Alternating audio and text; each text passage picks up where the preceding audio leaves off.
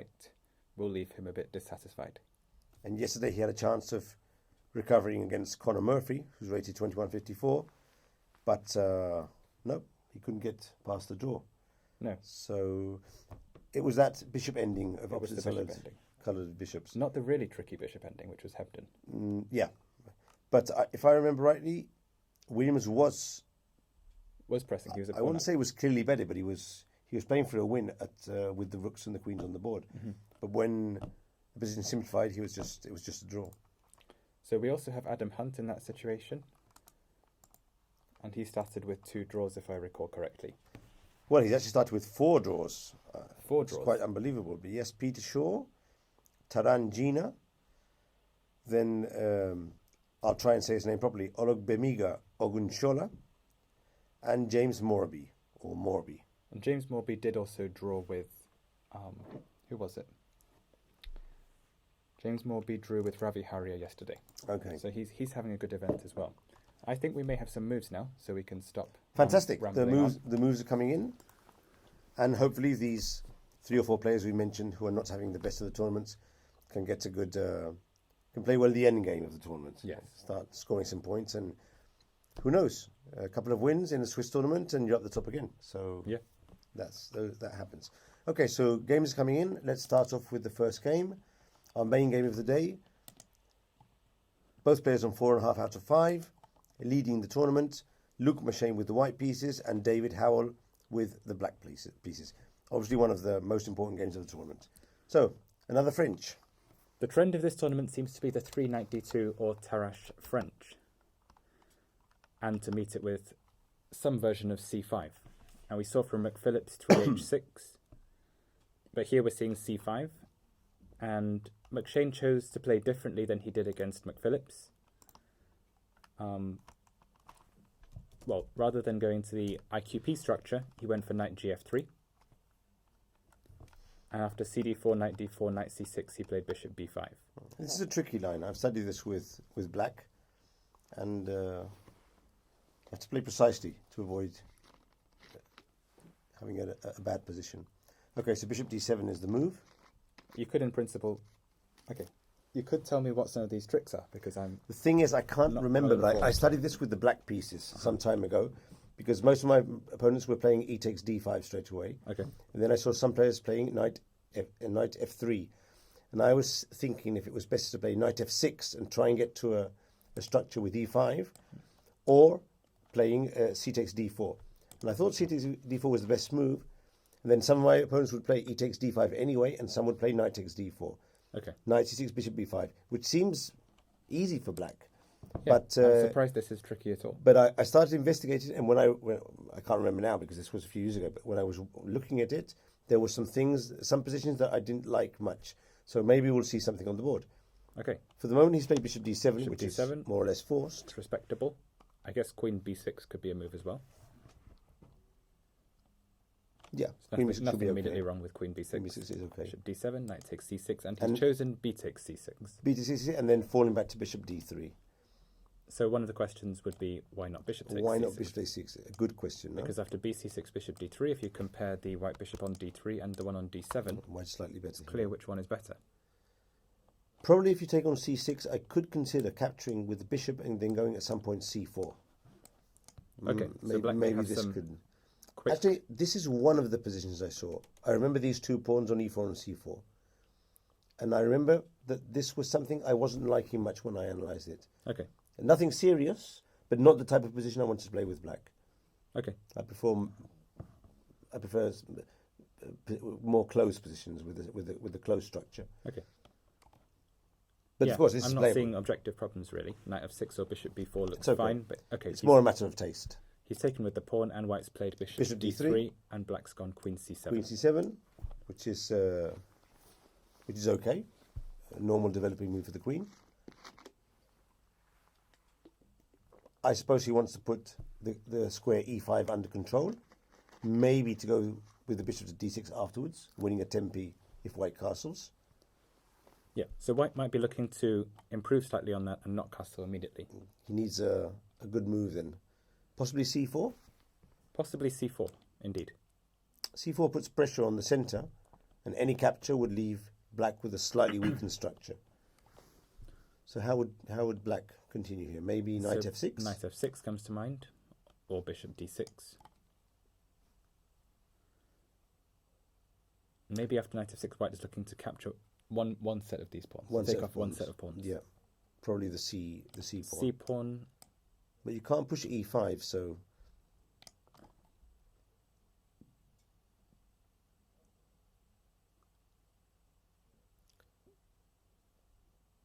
it looks as black is okay, because the good thing about leaving the bishop on f8 is that he could even go bishop b4 check at some point if white tries to be frisky with pawn takes pawn and knight e4, then there's a check on b4, winning a tempo. So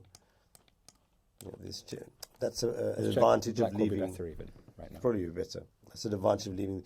So queen c7 is actually quite a good move. It develops the queen, but doesn't bring out the minor pieces, waiting for white or to castle or to commit with some other idea. So maybe Queen e2? Queen e2 looks like a really good choice, because now if bishop d6, white doesn't have to play for short castling. He may play knight f3. Okay.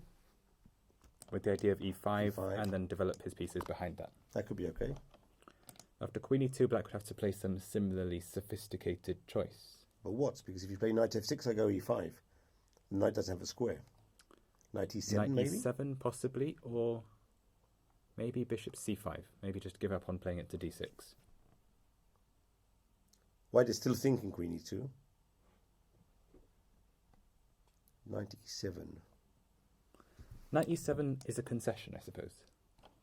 And then the idea of knight g6 could be met by g3, and white's playing f4 in any case. Yep. So queen e2 does look like a good, I like sophisticated queen e2. choice. And it's a good way to respond against queen c7, no? You play your queen c7, a sort of not waiting move, but a flexible move. I'll respond with queen e2 and give you back the move. Yeah, I think queen e2 is okay. So one possible reply is bishop d6, knight f3, and then actually bishop f4 comes to mind. Okay. Which looks a bit strange, but it definitely makes sense to exchange some of white's attacking pieces in case white was going to close the centre with e5. So unless it loses to immediate tactics, it should be a good choice. Say bishop f4, queen f4, ed5, cd5, knight e5, and now black can get counterplay with knight f6 and think about queen b4 check. This looks okay. Well, I might capture on d7 and play bishop b5, but I don't think that leads anywhere. You probably get rook d8 and then d8 a castle anyway. Yeah, this is okay. Another possibility for white would be to play e5 instead of taking on f4. Okay. And then after bishop takes c1, rook takes c1, knight e7. Okay, for what it's worth, this is actually a gambit, you know? You can I didn't see lose that the move. a2 pawn. Okay. I might decide to gambit that pawn, but I hadn't considered that option. I thought knight e7 and then try to go for some attack with castle and knight g5. In this case, I have to play c3. Yeah, c3, say queen a2, short castling, and now rook b8. Rook b8 is actually not good, is it? Rook b8 allows tricks. There's rook a1, and if queen takes b2, rook b1. So a very interesting motif. Tricky one. You could go queen b3, but then rook takes a7. Yeah, so rook b8 is not a good choice. Black should be developing his pieces, and after rook a1, white will have play for the pawn. Not sure if more than that. There's something for the pawn, but black is sufficiently solid. But, of course, this is not a forced line. No, by no means. Okay, so white is considering his options. He's already been thinking 5 minutes, so let's check the second game in the list, where we find Gawain Jones. What does CB mean after his name? Does he have 2 middle names? I believe the first one is Christopher, but yes, there are 2 middle names. It must be Gawain Christopher, something else. We have Jones. David Howell WL as well. Yep. On the same lines, and the WL is in fact a Chinese name, so he has both a Chinese name and an English name, David. So the mid name of David is a Chinese name then? Yeah. Okay. So Gawain Jones with white against Craig Hanley. I'm not sure if we've seen much of Craig Hanley these days. So Craig Hanley was the rook ending yesterday.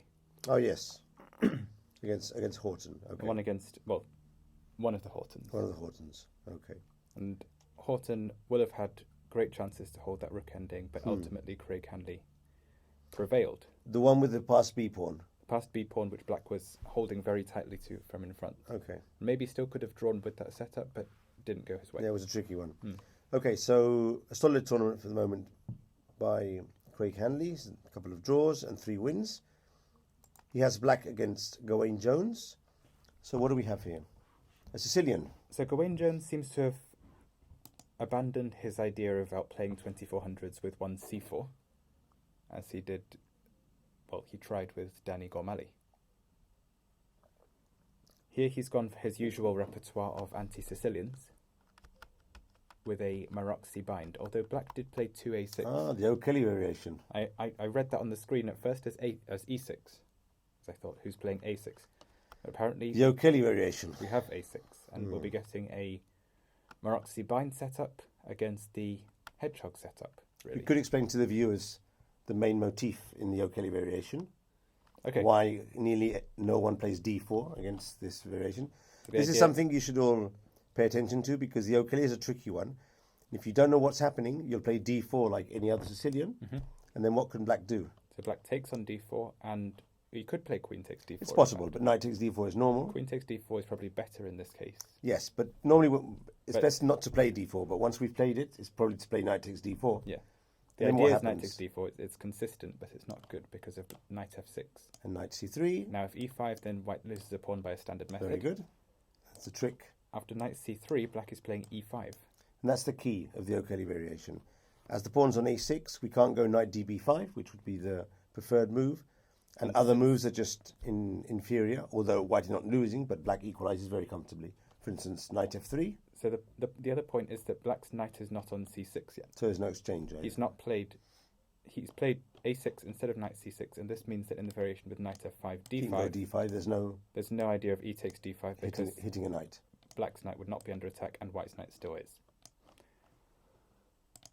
So could go normally knight f3 or knight and then, b3. let's say knight c6. Or I think bishop b4. Bishop b4 is stronger. I've actually won some games online with this variation, playing bishop b4. And when they play bishop d3 or bishop d2, I go castle. d5 maybe. I like going castle. Okay. It's trickier because It's trickier. sometimes you win pieces if they decide to capture the pawn on e5 in some variations. But okay, castle and d5 straight after, or d5 immediately. Yeah. Both lines equalize quite well. Very comfortably. And that is why we don't play d4 against the O'Kelly on move 3. What can we do? c3 or c4 are the main moves. c3 and c4, and we also have moves like bishop e2. Of course. Or d3, g3, there's many other moves. The point is bishop e2 is useful in open Sicilians, Yes. whereas d3 or g3 would be... So bishop loss of is time. a waiting move. Let's see what black plays on his second move, and then we decide to go for the open, So or if for the close. if black plays d6, We can go then d4 d4 and- is appropriate. Play a knight off. cd4, knight d4, knight f6, knight c3, we have a bishop e2, knight off. If that's in your repertoire, then perfect. Yeah. Okay, so c4. c4 was And chosen. here there are 2 moves. e6 is one move. d6 is the other move. Okay, so d6 aims to play probably e5. So d4 must be played now. And now there's an interesting move for black, which is bishop g4. Okay, And here white has to play strong moves to get an advantage, because I've played this with both white and black, and it can become a bit tricky because, for instance, the threat is bishop takes f3 and then c takes d4. So of course, d5 is an option, obviously, okay. but d takes c5 is the main move.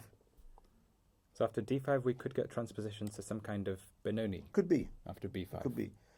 But the good thing about this is that if white doesn't play d4 normally, which is not the case obviously on the highest level, Yeah. then we could get white into a position which he's not very familiar with. No. Yes. The thing is, after d takes c5, Black plays presumably queen a5. no, queen a5, no. Black plays bishop takes f3, Ah, okay. and now the best move is g takes f3, which is not entirely obvious. I played once queen takes f3. My opponent took on c5 and then put a bind on d4 with knight c6 and g6. And a few moves later, I was already worse and trying to fight for equality. But that was some years ago when I didn't understand the meaning of leaving a hole in the middle of the board. Then I found out that g takes f3 was better. And here, I think if I remember rightly, the best move is queen a5 check, knight c3, and queen takes c5. But white has the initiative with bishop e3, and at some point rook g1, sometimes bishop h3. This has been played and it's quite interesting. Good for white. But of course, it's a tricky position because white does have some weaknesses, and if black is able to finish his development comfortably, well, he could have an interesting middle game. So it's a move. Bishop d4 is a move. So while we're on the subject, there's one of my blitz openings. Ah, Bishop g4 here. well, it's quite similar. Yeah. It's similar. This one with the idea that after dc5 is queen a5 check, and there wasn't a hold on b6. Okay. Okay, so So lots of interesting things in the opening today. So c4 is okay, and black goes for a Poulsen can type variation, allowing a future d4, which will just leave us with the Maroczy bind on the board. yeah, so that's exactly what we have, and both sides have Maroczy hedgehog, really. hedgehog, yes. Or only the hedgehog after black plays d6. He may be still thinking about not playing d6. It might be. So in principle, he could consider knight e7, and maybe even fianchetto this bishop, and try and play for d5 in one. That has been played. Yeah. In some move orders it could be possible because the pawn is still on d7, so it should be considered. For one thing, white is probably playing f3 at some moment, maybe even here. Is it played? Well, there might be some new moves. Let's see. Okay, we have some new moves. White Yes. played bishop d3. And after knight f6, castling, black played d6. I think in the orders where white has played f3, the option of d5 is open. Yeah. Yeah, So but if white economizes on f3, then you can't play d5. Okay. You have to play d6, and then white plays f3. So that's maybe a bit more precise from white. Well, I generally only play f3 if I really need to. If not, I prefer to leave the pawn on f2. So I still maintain the option of f4, or in general, just I don't need to weaken my position if it's not absolutely necessary. No. But let's say if black plays knight c6 here, which is a perfectly decent looking move. In this case, I'd probably play rook c1. Rook c1, and the idea of black was knight e5. Okay. Now I'm hitting c4. So you may have to leave that bishop where it is and play a move like b3. I don't think you can capture the c4 pawn. I might be able to play f3 here. Okay, but in any case, But then I taking the lose my bishop. Yeah. Okay. So in that case, I might have to play b3 as a preventive move then, instead of rook c1. And against knight e5, then I can go bishop e2. Yeah. Oh no, I can't because I lose the pawn on e4. Bishop c2. Okay, so in this case, I might have to take some sort of. But bishop c2 is not a move I really want to do. Because of knight eg4. It's not a good square for the bishop either. It blocks my c file. My idea in playing knight c6 was more to take and play bishop c5, which Okay. is just another way of playing for black. Yeah, that looks good. Looks good. And maybe also against rook c1, that's good. So against knight c6, which would be the most precise move for white here? So after knight c6, I'm not familiar with the exact theory, but I think don't really you want might to take go on back. I c6, might take. just And to if you avoid take- knight e5 maneuvers. And if he takes back with the pawn, Takes back with the pawn, then maybe queen b3. okay, hitting. No, Pawn on not, not, b6. not precisely here, because queen b3, knight g4. He also has c5, and I don't think. No, C5 for against white. queen b3. Although c5 for white is worth thinking about. That is interesting. And then maybe rook c1, knight a4. Okay, so there are different moves here, and we shut out the bishop on b7. That's positionally interesting. So knight c6, maybe black should actually be taking Taking with with the bishop, and now maybe rook c1. Rook c1, Going for the knight d5 ideas. which is incidentally blocked by bishop c5. By bishop c5. Okay, so lots of interesting ideas here. So in principle, white could be left with a bad bishop after several exchanges, and that's one of black's points. After bishop c5, if he can trade off this bishop and this bishop, That's good for black. and set up a d6 D6 e5 and e5, that would be formation, wonderful, yeah. white, absolutely wonderful. Okay, so some dark squared strategy ideas here of the Sicilian. But the game has Hanley changed has a bit chosen because he went d6, d6. and now white is considering his idea. Probably, well, he has many moves here. But main moves would be rook c1, that would be going against knight c6, because now knight d5 could be a consideration. Yeah, that would be crushing. That would be very interesting. We know that this is a very typical move with the rook on c1. But obviously, Hanley will not play knight c6. Hani would do well to play knight d7, and now play could continue f3, bishop e7, queen d2, castle. And now, it's funny because I was analysing this position with some of my students a few weeks ago, and there was a game, a very important game for this structure, between Kramnik and Kasparov. Okay.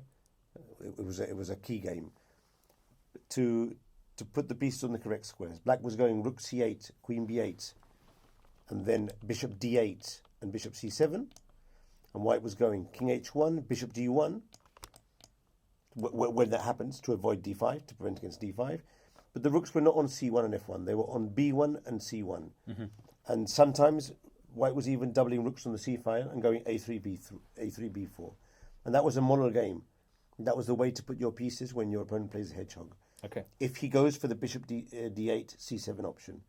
He also has an option of king 8, j6. Yes, that was another game we were looking at. It was, I think it was Granda, a Peruvian player with black. He played king g8, rook g8, g5, h5 and g4. But it was tremendously tricky. It was okay. It was theoretical. It was in one of the games of the variation. But I told my students that every now and then we might face this. But I've played white structures like this for all my career and never had to face a king h8, g5, g4 attack against the... Okay, but it's Fischer, isn't it? It's there. But I have had to play... You've seen the Fischer game? The Fischer one? It was from the English. White. He played it as white. King h1, oh, rook okay. g1 and g4. Okay. Yeah. With reverse colours, okay. But I have had to face it many times bishop d8, c7. Yeah. That's a manoeuvre. That's well known. And then I've had to play d5. against. And then d5. And it's very tricky because you sometimes even win a pawn when it goes d5, but black's counterplay is very, very dangerous. Yeah. One other thing I read when I studied the Suba book on the hedgehog years ago was that the queen's rook always goes to c8. Well, nearly always goes to c8. Yes. But where to put the king's rook, the f8 rook? And then Suba was saying, Suba, who actually is a Romanian but then English player, he was saying, look at the queen, look at the white queen. If the white queen is on d2, we put the rook on d8. Mm-hmm. But if the white queen goes to e2, then we put the rook on e8. So he was sort of mirroring the white queen. That's interesting. And it was very simple, and he was obviously demonstrating that with some lines where black would open up the center with d5, and depending where the white queen was, the king's rook would mirror it on e8 or d8. Something to be remembered, no? And very logical. Very good. Very logical. That was Schuber. Okay. So no more moves in that game.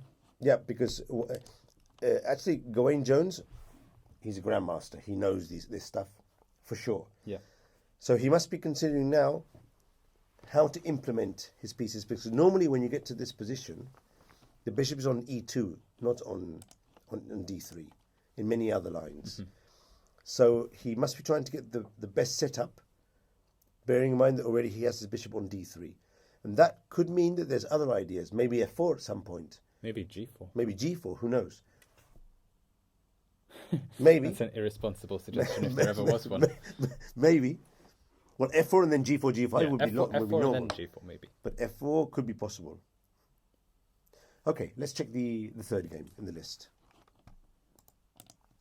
So, Ghazi Amit plays against Jonathan Hawkins, the Hawk on chess24. Yes. So Ghazi, like Hanley, you could say was a bit lucky yesterday.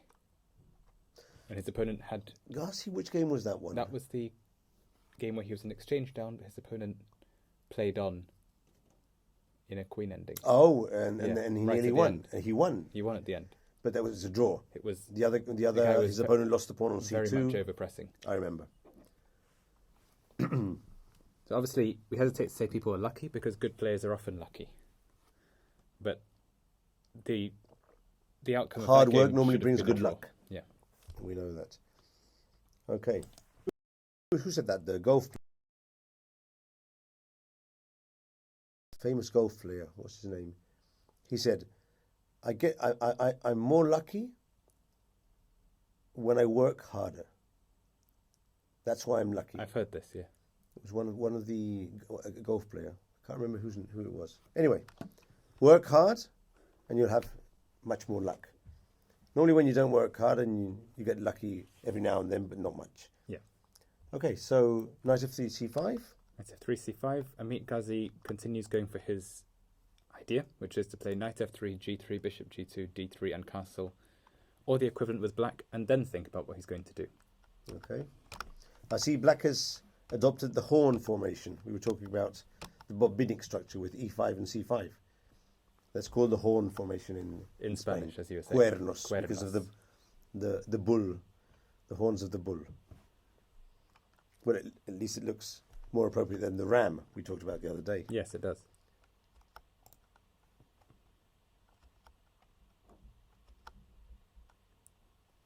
Okay, so White's decided on a standard King's Indian plan, which is a3, c3, b4, or equivalently with black, a6, c6, b5, which we saw from Mark Hebden a few days ago.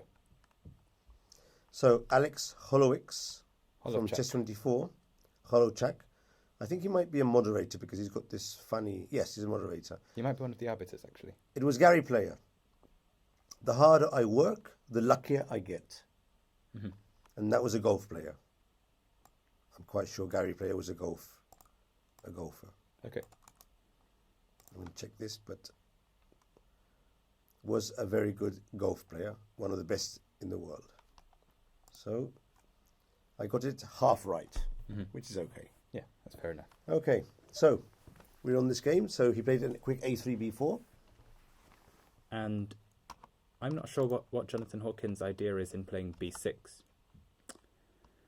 So one of the possibilities is that he just wanted to recapture towards the centre if White was planning to take on c5. Mm-hmm. But strategically, it looks like White doesn't want to take on c5 anyway. For instance, if we play no move, bc5, dc5, and the d file becomes annoying. So it looks to me as if Black could simply have continued development with bishop e6, maybe considering queen d7, bishop h3, perhaps not. Actually, in this case, there's a knight g5 against it, so he could have started with h6. Probably a bit more sensible. He did h6 at some point, but not now, no? So we saw b6, knight bd2, h6. Okay, so he decided to put the pawn before bishop e6. So he may also be considering a fianchetto, bishop b7. Bishop b7 and then playing for d5 in the long term. Tell me something, Anna. Where's he going to put his knight if White goes b5? Will he go back to b8 or will he go to a5? I think he's going to a5, and I think it's with that in mind that White played knight b3. And that's why Black played a6, to prevent b5. That's how this string of moves reads to me.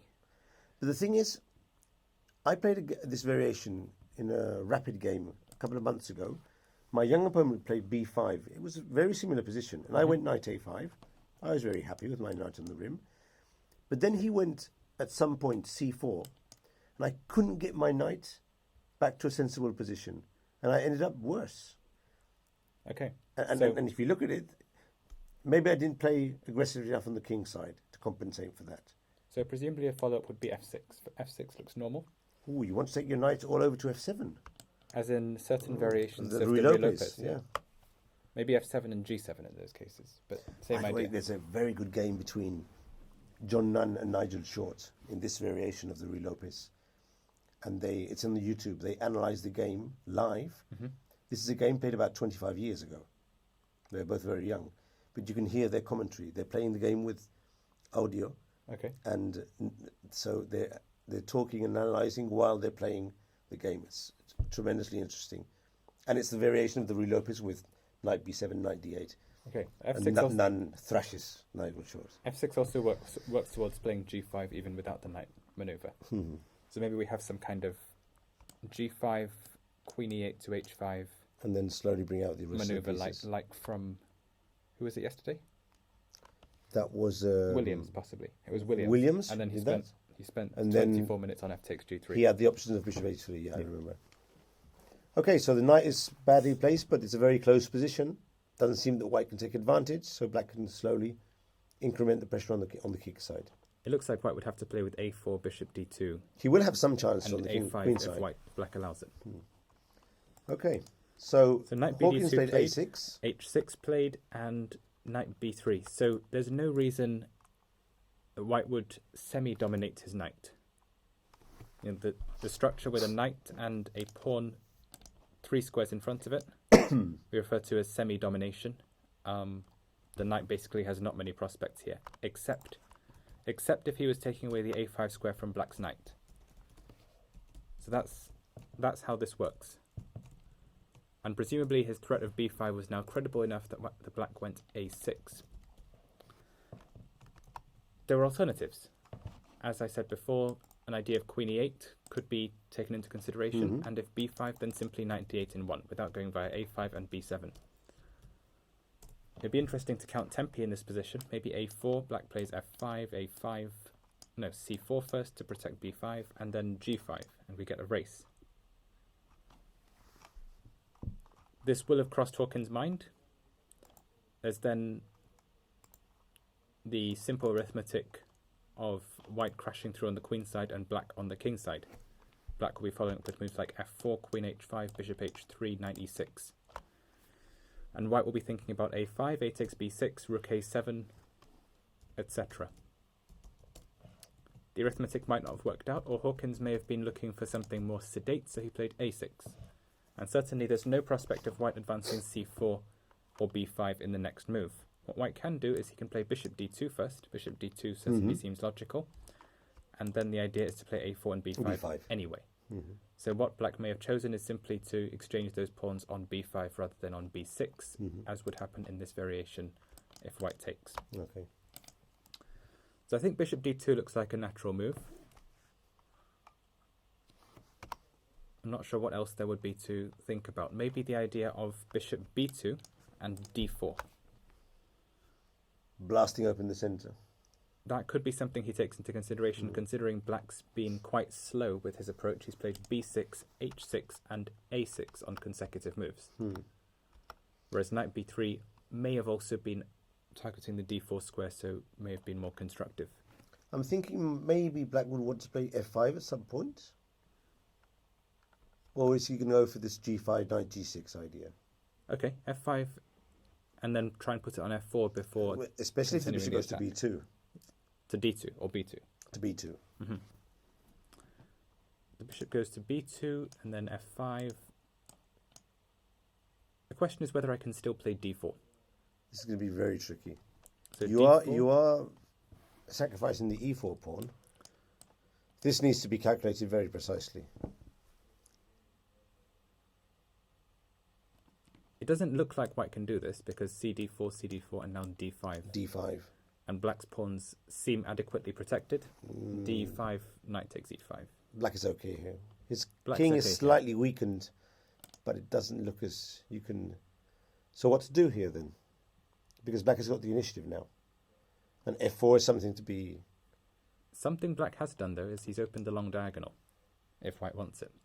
Yeah, I'll take back with the pawn here. Take back I with the think pawn. I'll be happy. Everyone always takes back with the pawn, and then you play Knight h4. knight h4. Okay. And it's a tricky possibility, but I think... This is thematic. The idea is to try and close with f4, so black may himself play f4, and then white plays d4, and we get mess. But I wouldn't play f4 yet. I think your knight on b3 is not very well placed in this position, so I think I could just play either bishop e6 or even bishop b7. Not sure which. Probably bishop e6. Okay, and then always good to hit. After d4, the point is e4, is it? Maybe e4. Bishop e6 also queued up a pawn fork, so I know the idea of d5. Yeah. I was thinking c4 now. Is that possible? I guess I'm playing d5. You'll play d5, and this is going to be very tricky.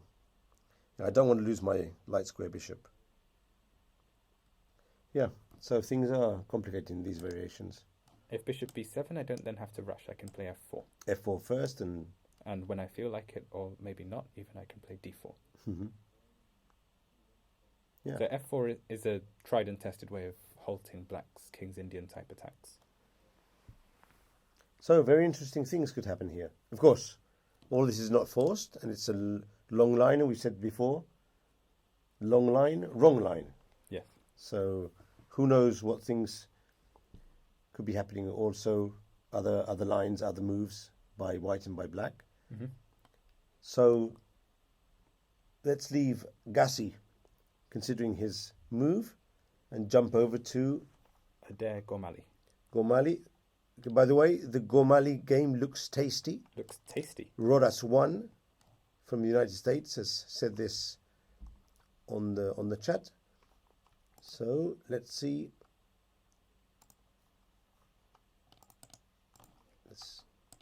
Okay, so this was an open Sicilian. Move. Adair against Gomali. Yeah, it looks very tasty actually. So Adair White is attacking. plays open Sicilians with both colours and likes them. I think I've seen him play bishop g5 before, but obviously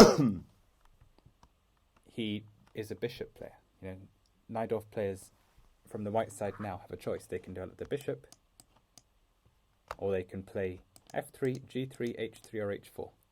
So the h4 even. h4 has been played. But h4 is recently? At the highest level? Quite recently. Ooh. I knew h3, I didn't know h4. Queen f3 is an interesting try as well. So the queen moves I've not seen very much, and definitely the one that's dying. a4 is obviously okay as well. Yeah. And bishop c4. Obviously. a4 fits into the pawn school, and bishop e2 and bishop c4 seem to have been dying. Yeah, I've always liked bishop c4, but maybe with so much computer analysis, it's not the best option to choose. I think bishop c4 nowadays is under a cloud, definitely. Bishop e2 may still be playable, but h3 is hugely popular. Was originally played by Fischer, I think. I played it against a Ukraine player, Arashchenko, nearly 2700, and he thrashed me quite convincingly. So because I concentrated on e6 and d5, but he played h5 against me and was very happy. h5 here or e5 and I think he played e5 and h5, yeah, and he was very happy to thwart my attempts to play g4, and then I basically didn't know I put my bishop on g5, yeah. But then I misplayed the middle game and he ended up winning, which could have happened anyway.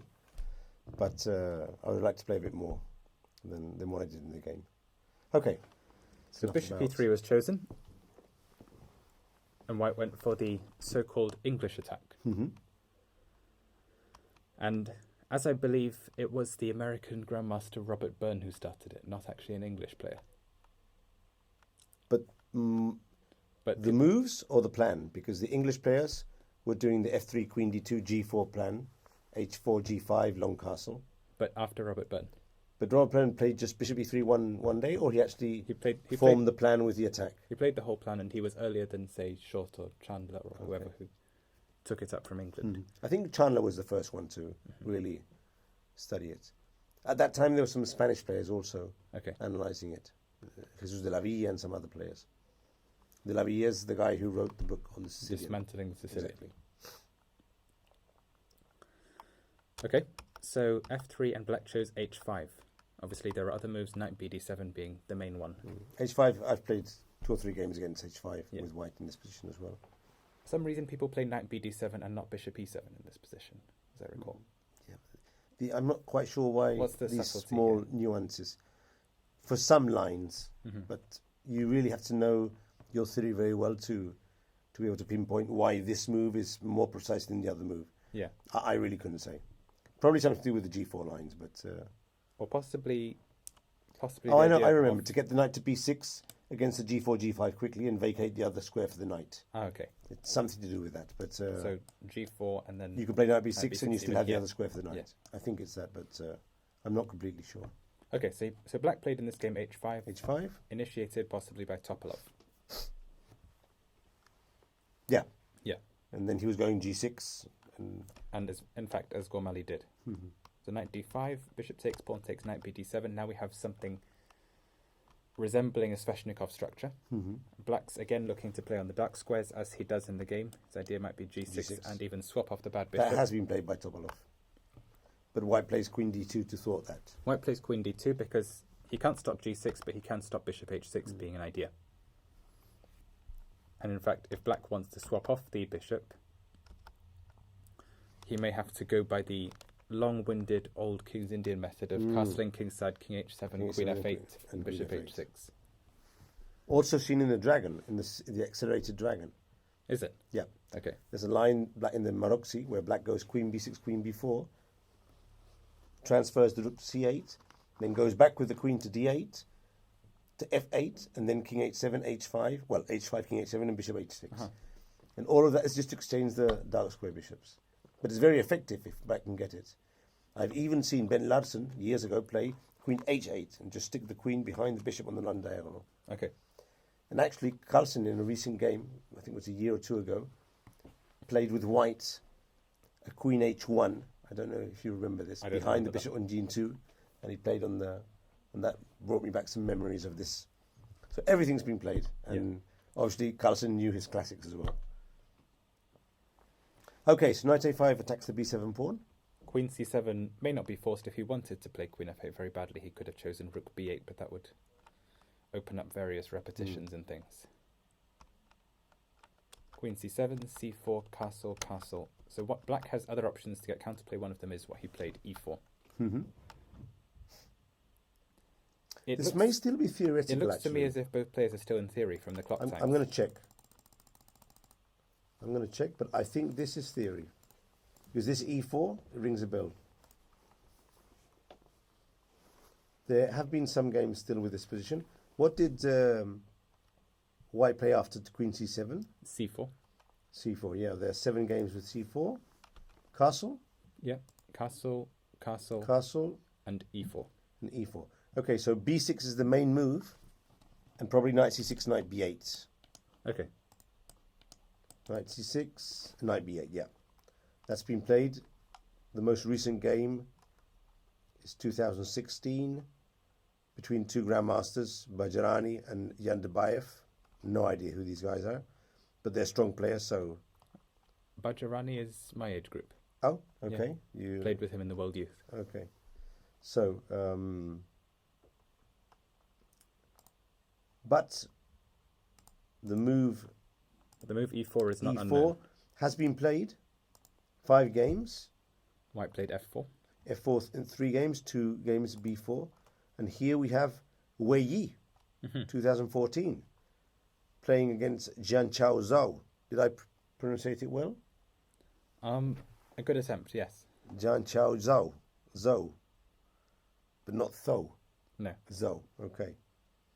And a more recent game, 2016, Igor Yagupov against Denis Magar. And also Robin van Kampen Here played he the is. black side. One of the chess bras. Yeah. Okay, but this is when he was lower rated, 2400. Okay, so this is theoretical. It's been played before. And white played f4. F4. Knight g4. Knight g4. Bishop takes. Bishop takes. Pawn takes. Pawn takes. And now in one game, rook ac1 has been played. In the other game, f5 has been played. And it seems to me that he played f5, no? Or at least the pawn was on f5. White played rook a d1. Oh, rook a d1. So this would be the novelty. The rook a d1 is a novelty, and black immediately responded by taking 10 minutes over his reply. Which may not have been a good one. His main alternative that he was thinking about could possibly have been f5. Which looks very logical. As prophylaxis. Protects the 2 pawns. Reinforces his structure. Probably he didn't like the idea of knight b3, d4. Okay. Immediately knight b3 may be met by queen takes c4. Okay. That's true. I say maybe because there might be a sacrifice, who knows, in rook c7, which I think looks quite tricky. So black would play like this, and if rook c7, then knight f6. Knight f6. Nothing seems to be I'm not happening. liking the white position. Well, if I could keep my queens, but if I can't keep the queens on the board, then not so good. However, if I play queen f2 instead of rook c1, rook c7, does your queen have trouble in the middle of the board there? I think it can go back to b5. I expect it will be able to, and if nothing else... And also the d5 pawn, yeah, that's hanging. Okay. So let's leave this variation. It doesn't look good. So f5 was interesting. I wonder what Gomali didn't like. Possibly bishop d4. No, I can't play bishop d4. That's a blunder of a piece. It must be rook c1. Threatening knight b3. Rook c1. Okay, but then he can play as he did in the game, knight c5. So he has the idea of knight d3 with tempo. And against knight b3, he reserves the idea of capturing it, if he wishes. Yeah, it's funny he didn't play f5. It seems very, very logical. What did he play? He played knight c5. But then white pushed. Then white pushed. He took. So black took gf5, rook f5. Okay, the game is still complicated, but this opens some lines for white on the king side.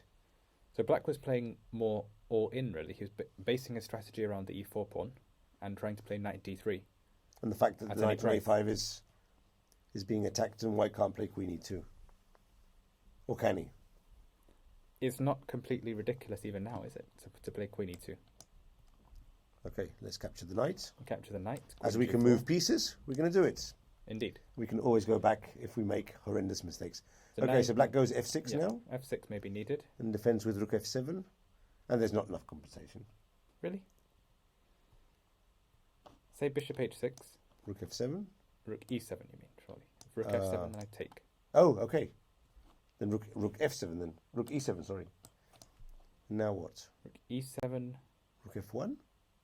maybe rook f1. Knight d7. But the knight's getting to e5. Yeah, the knight's getting back to defense. And there's a check also on b6. No, this is not good. But okay, we don't have to play queen e2, no? We can... It might be too aggressive.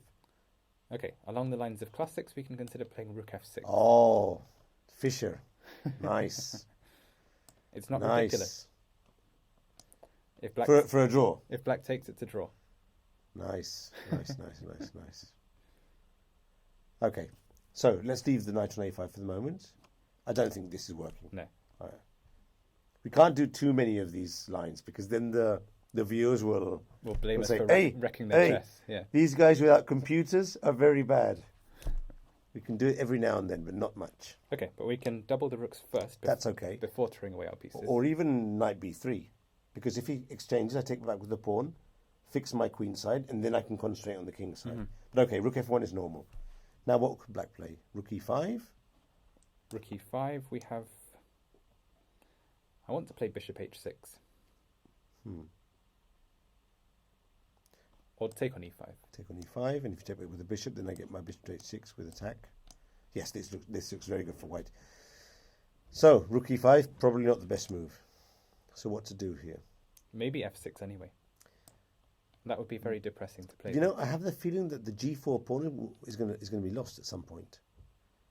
And when I get my knight back to b3, for instance, f6, knight b3. Now, if you change, I take back with the pawn, and all is good. So really, knight d3 is the main move. Knight d3. Now, let me go queen e2.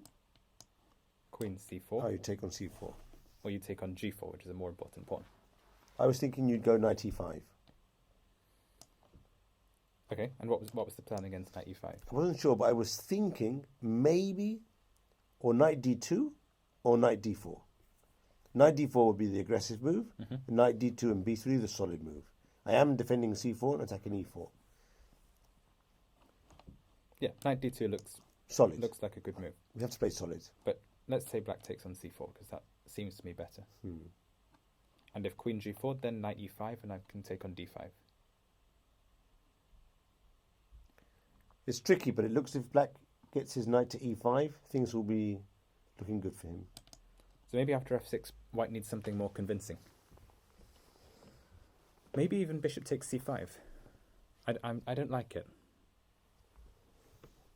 Bishop takes c5, queen takes c5. If white can play knight b3 to d4, then he's doing well. Yeah, I understand. But giving up the bishop is not what we want, not how we want to play chess. It might be the move, but also e3 is something to be taken into account.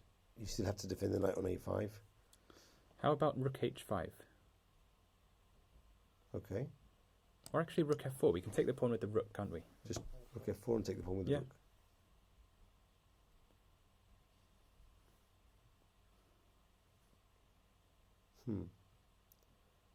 It's a simple idea. I don't know why it didn't occur to me before. Well, he should go knight d3 and knight e5 anyway, but the pawn is ours. Well, then e4 is and ours e4 as is well. hanging.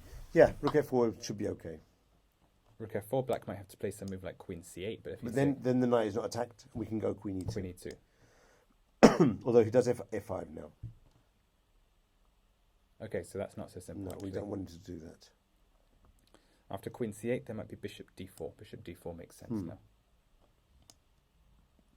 Or maybe now it's the moment to capture the knight. He's lost a tempo. If you're thinking of doing bishop takes knight. Yeah. Okay, so... Okay. So strategically rich, but black's king is in more danger, and Rook so we have A8. to favour white. actually, if I'm not mistaken, Adair has been thinking 13 minutes, 20 seconds on the move. So it's a very important position for him. 30 minutes, and he's considering the rook move, rook f4, maybe this capture. Okay, so we think rook df1 may be something he's considering, possibly also rook g5. Rook g5, that's looks the other one. Also decent. But again, here he'd had f5. If f5, then bishop d4. Then black must play rook e7, and some pawn will be lost. And we're getting a lot of pressure here. We could even sacrifice an exchange, say, like this. Is that... And the knight? Knight Can we take give on it? g7 and queen g5. Queen g5. Is that mate? Well, you've got a draw. It's at least a draw. But Maybe, you can't play rook e1 afterwards, so it's probably just a draw. That's what I was hoping for. I was hoping for rook e1. But you can't on because the queens. Yeah. Okay, so let's leave this game. Let's check the game of John Ems, which looks like a Scandinavian, but Yeah, it started as a it's Scandinavian. yeah, not completely sure. Scandinavian without knight c3. Scandinavian with knight f3, bishop g4. Dalenmari perfectly content to play without the bishop pair, which was asked of him with h3. So white decides to play without c3, d4, which in this line would tend to just be attacked with e5 anyway. White plays h3. I can't remember if this is one of the positions where black can go h5 or not. It doesn't seem to be. h5, black may simply get his bishop taken, and then white plays knight h2 and consolidates. This is the variation without knight c3, no? Yeah. This is suggested in a book I read recently, but I just overviewed the pages. They were suggesting this line against the Scandinavian, but I can't remember the analysis. Okay. Well, maybe the book was by John Ems. He writes quite a lot. No. It was no. Ems lately he's not writing so many theoretical books. He's writing books, move by move. Okay. Books, different type of. I can't remember exactly. But we saw bishop f3. Bishop f3, queen d7, and now white plays c3 and d4, because if black plays e5, then white can simply take it off and use his bishop pair in the ending. Nevertheless, c3 may not have been the absolute best way to continue, because in addition to black's knight e5 that he chose, there's also e5, and black will try and play with f5, e4. It's not immediately clear to me how white is making his centre work. Maybe he's just playing rook e1, and then we can have some kind of a gambit line. That's interesting. But also f6 is possible, no? f6. Yeah, I suppose you can play f6 here as well, if you want. No, against rook e1. Oh, against rook e1. Or even bishop d6. f6 I'm suspicious of, although it doesn't lose anything to bishop g4. But you could do bishop d4 looks before, like and then you get f5, so, and then e4. Yeah, so you play f6 and bishop c5, knight g7. Looks if Requires black to is set okay up. here, but No, with knight f6 I was looking to play bishop c5, rook e8 and e4. an e4. e4 even. Because white can never go d3. It's always on pre. Well, this is a position where if you don't get something tangible with white, you could easily fall behind, because black look has at the development. great central control. Okay, so black... You actually might have to capture the pawn and you might play have for to the gambit. capture the pawn, take the gambit, and It's a central rook pawn, back, and then you go d4. if you need, and hope that you're not going to get mated, Yeah. which doesn't look likely, by the way. It doesn't look likely right now. Okay, so the game continued with c3, knight e5, Knight e5, d4, d4, take, knight f6, rook e1, e6, knight d2. Black proposed the queen exchange, which would be basically a draw if white exchanged. Well, even I think slightly better for black. Yeah, black's But pressing. still probably a draw with correct play. You know, these small centre positions have a long history in England. I know. I play the French, so I have played the exchange French thousands of times. It's the same sort of structure. Yeah. And I get to change the light square bishops, and I have exactly this position. the Keith Arkle and maybe even Nigel Short's school of thought with the small pawn centre, c6 and d6. I also play the Rustamov, the Fort Knox variation. All these variations I play a lot, and I love playing this. What I normally do is, after exchange of queens, I take with the pawn. Definitely with the pawn. I normally try to exchange one pair of rooks, but keep the second one. You know that's always the winning plan, don't you? In all positions, when you have two pairs of rooks, Exchange one the winning plan always consists of an exchange precisely one pair of rooks. and keep the other one. And I normally go my king to d7, exchange one rook on the e file, and then go f6, g5, h5, and then I start swinging the rook and opening up files. And if I'm And this lucky, knight sits on e6. and the knight can go to a white square, e6 is a very strong square for the knight. That depends on where black puts his bishop. But I want it on e6 because I play the Petrov. okay, well, if you're a Petrov player, that's your square.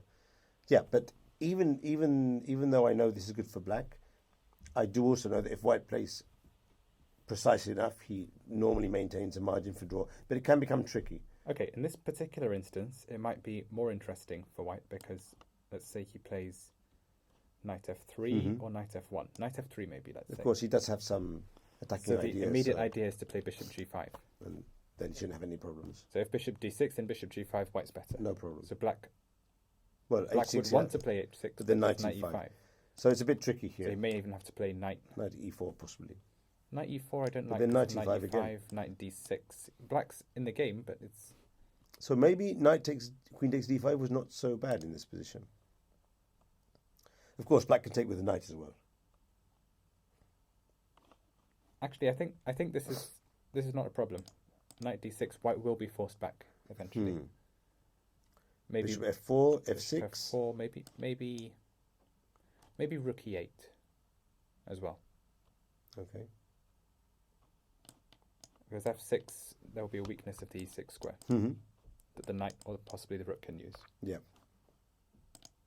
Okay, but we're going Okay. miles So, off track. queen d5, queen e2, queen h5.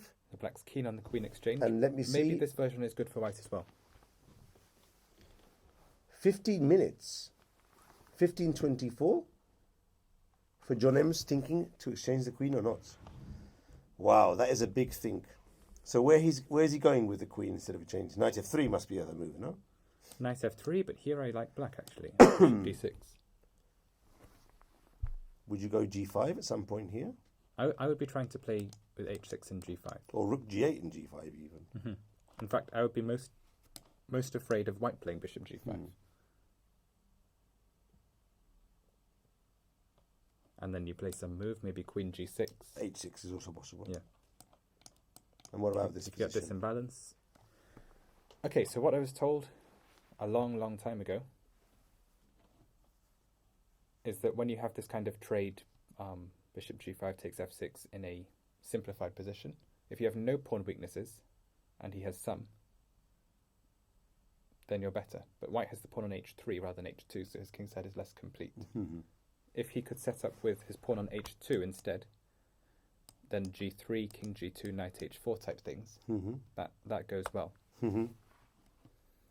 With the pawn on h3, it's not clear what his defensive setup should be, and black can double on the g file, and that's a very obvious plan. Yeah.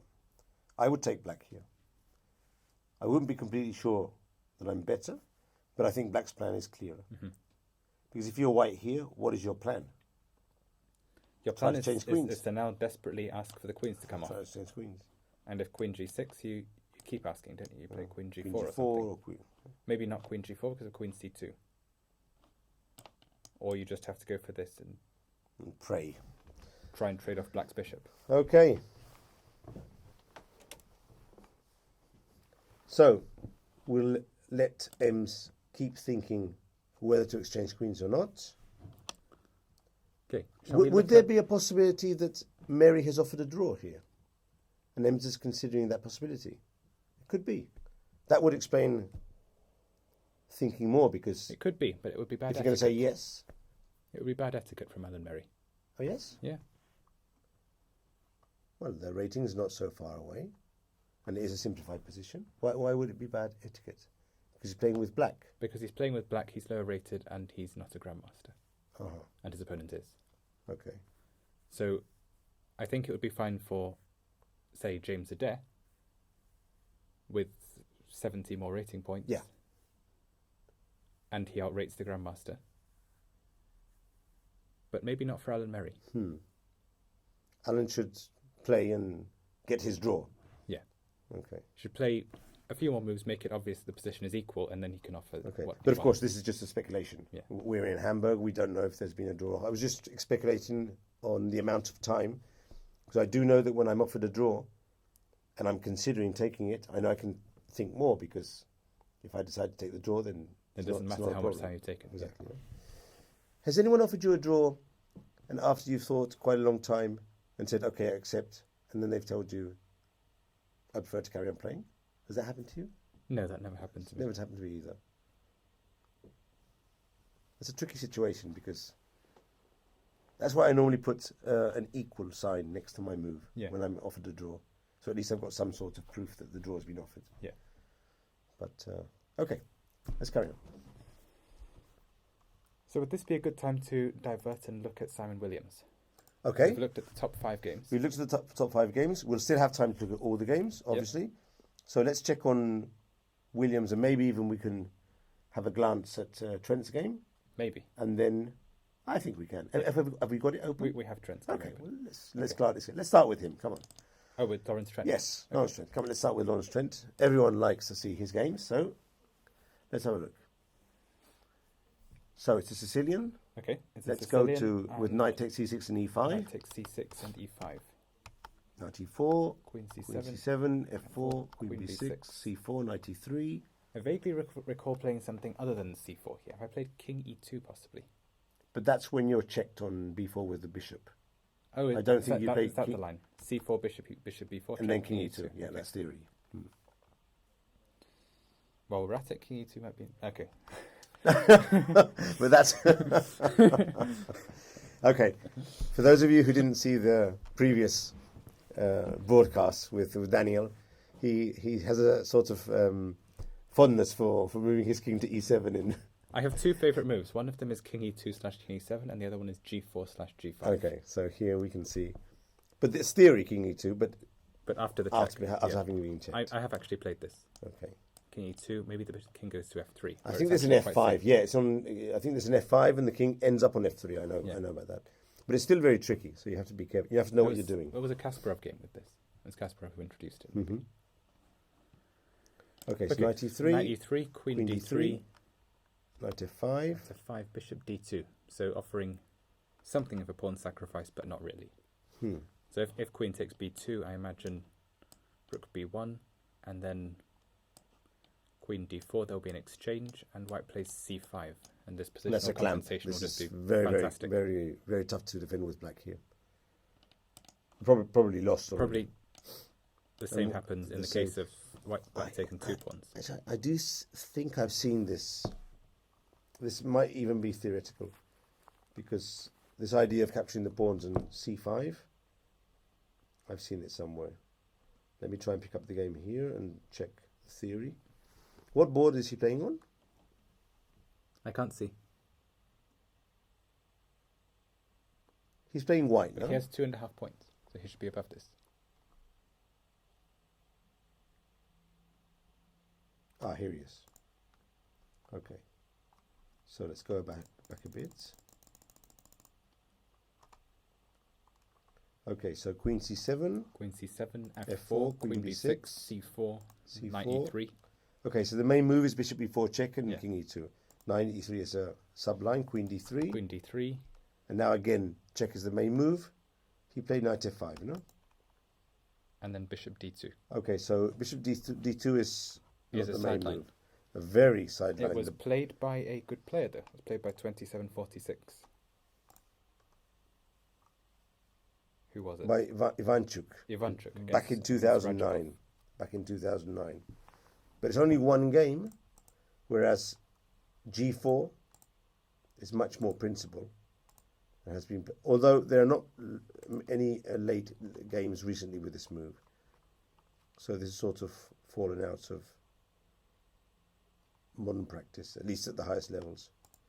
Okay, so maybe bishop d2 is some preparation. Bishop d2. We don't have clock times on this game, actually. So Well, Lawrence is playing very fast. If this clock is correct. Okay, so it could well be preparation, in fact. Okay, so Looks fine, and bishop c2, c5. c5 was played, although Rajabov played queen takes b2. So it was a high-level test of that.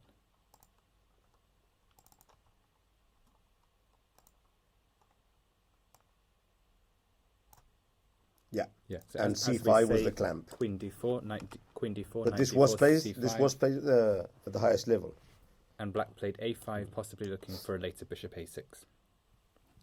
That's because I think I remember that this tournament, the Basna Kings in Romania, this in 2009. This was one of the tournaments I was commentating on ICC and doing the videos. That's why this idea rang a bell. Okay. I wouldn't be able to tell you who played it, but it's an idea that I was absolutely sure I'd seen before Okay. at some point.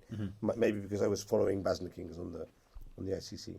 Okay, So bishop d2 c5 was. This is still not new. this is new. No games on this variation. Let's see. Yeah, this is new. Okay. So c5, long castling, h5, bishop c3. So White seems to have got what he wants. He's got his king safe.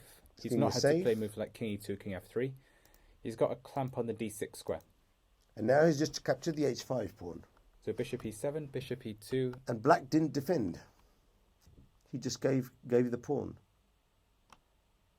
Okay, so the idea of bishop e2 is probably to play g4 next. Okay. That's what I'm thinking. I'm thinking White wants to play either h3 and if h4 then bishop g4. Okay. Or maybe he wants to play g4, Just h takes, bust bishop open, takes. bust open the position. In any case, he wants to get rid of or chase the f5 knight and then play knight d6 check. Also, bishop e2 would have the idea of playing bishop f3 if he wants and just sit on the Slow long game. diagonal. Okay. And then triple on the d file or any other plan. What I didn't realise was that it also has an idea bishop takes h5 And g4. to force g4 through that way. That seems to be what's So happened. black could after- have played he actually should have played maybe g6 here. Yeah. But of course, g6 does allow G6, I would be tempted to play G3 as White. To play just H3 and G4. You know, G4. as a standard motif, if White plays H3 now, h4. Black's playing H4. But if you go G3 first, then Black can never stop eventually the G4 from happening. h3 and g4. Yeah, this would be okay. Yeah. After G3 as Black, I don't Bishop know. b7 probably. Or do Bishop that. B7, Queen D7 is an issue, isn't it? Oh, sorry. So what's play then? King f8. Like in the game, but then h3. Maybe pawn sacrifice.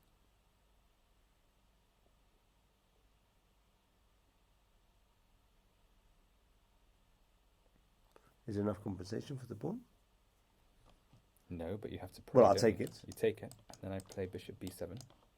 I have Queen D7, King F8, and I'm hoping that these tactics work out for me. Yeah. I think they do. In fact, I'm pretty sure they do.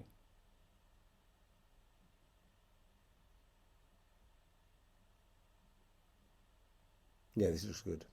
Something like Queen D4, Rook D4, Bishop C5, exploiting a pin. You might not want to capture on d7 and finish your development. With Bishop F3 or similar. Or bishop f3 or... Yes, it has to be bishop f3 or get your rook out of the way to prevent the tactic. Rook e1 maybe. Rook E1, I guess I'm playing Bishop B4. But then I might capture on d7 with check. Because I have You have knight G5 in g5 opposition, afterwards. So I would have to then swap the queens and And it would go. be a pure sacrifice. There is some compensation, but a pawn is a pawn, and my knight on e4 is not worse. Of course, you can capture on e4 and try and draw the end game, no? Yeah. And you'd have very good chances of doing that. This would be a reasonable thing to try and draw, Yeah. like so. Block on the back squares, and this Yeah. is probably a draw. But of course, it has to be played You have to have a certain appetite for suffering to play Knight D4 in the first because place. white can open on the two sides of the board. Maybe it would be done at 2700 level, this kind of idea. Maybe not in this implementation because I'm not 2700, but similar. Okay, so white captured on h5, black captured back with the rook, and now presumably Lawrence will play g4, although he's taking his time. Does he have any other alternative? Maybe possibly Queen Queen F3. F3, maybe Knight G3. Knight g3 is really pushing the boat out, but And against knight takes knight? against knight takes knight, then the h file opens. Ooh, but he just sacrificed a piece. This is not, this is, I don't know. no. So black has to reinforce the rook somehow. If he plays rook h1, He's going to get mated here. g6, then there's definitely enough compensation. White's playing with g4, the idea will be rook h8 check and queen h3. If black plays instead rook h6, then we take and we go queen h7. No, but the other line is... So black must be going back, but then we have a pawn avalanche. But doesn't seem right to me. It doesn't seem like a good candidate. There's also queen f3 maybe to be thought about. But he's thinking of something because he's been thinking 2 minutes, and g4 was probably his idea when he sacrificed on h5. Maybe he's gone for a stroll and is coming back and he's not on the board exactly. Maybe. But, okay, let's check the Williams game. Okay. So Simon Williams is playing Toma Katarzyna. Okay, do you know Katarzyna? This is probably Catherine, no? Yeah. Katarzyna. Or the Polish translation of Catherine. Catherine Toma, she's a woman grandmaster, Yes. but she's rated 2252. She has been higher than that. She's a Polish woman living in England. I've played her in the British League. I think you do need to get to 2300 to become a woman grandmaster anyway. Or you can get it from a tournament. Like, I imagine the Polish Women's Championship, if she's ever won that, would offer the WGM title. No. National champions don't give the woman grandmaster title. Really? It's an important title. You can't become a woman grandmaster just because you win the national tournament of your, But of your certain country. countries, it's worth it. But sometimes they're countries of South America and they're for zonal tournaments, not for the country, but or Pan-American tournaments. Sometimes it happens like Ukraine is its own zone. Okay. There's one zone which is just Ukraine. Just the country. Yeah. Could be possible, yeah. No, they do give them for those type of tournaments. But as a promotion, because then you play against IMs from Bahamas, and the guy's 2100, and he's never gone past 2400, and you think, well, how can he become an IM? And then you look into his statistics, and he's normally won some sort of zonal or subzonal Yeah. with Bahamas, Costa Rica, 4 or 5 countries. Okay. Okay, but she is a proper WGM. And we've had a French. This time with knight takes f6. And in this case, black doesn't really have the option of g takes f6, so we had a trade of all the pieces. Very solid. I believe the preferred way of playing this for Rahal was with c3, queen c2. No, I've seen queen d2 as well. Okay. Trying to play a bit against the... Maybe thinking of queen g5 and just a long ending. Could be. In fact, against Simon Williams, that may have been a good choice. You know, But no, take the queens off. she's playing for the attack here. Definitely psychologically against Williams, I'd want the queens off as soon as possible, Change queens if not earlier. and let him attack me. So let's say she played queen g5 here. What would you do with black? Exchange on g5 or thinking that you want to play for a win against the lower rated player? What would you do? You can't move the queen away.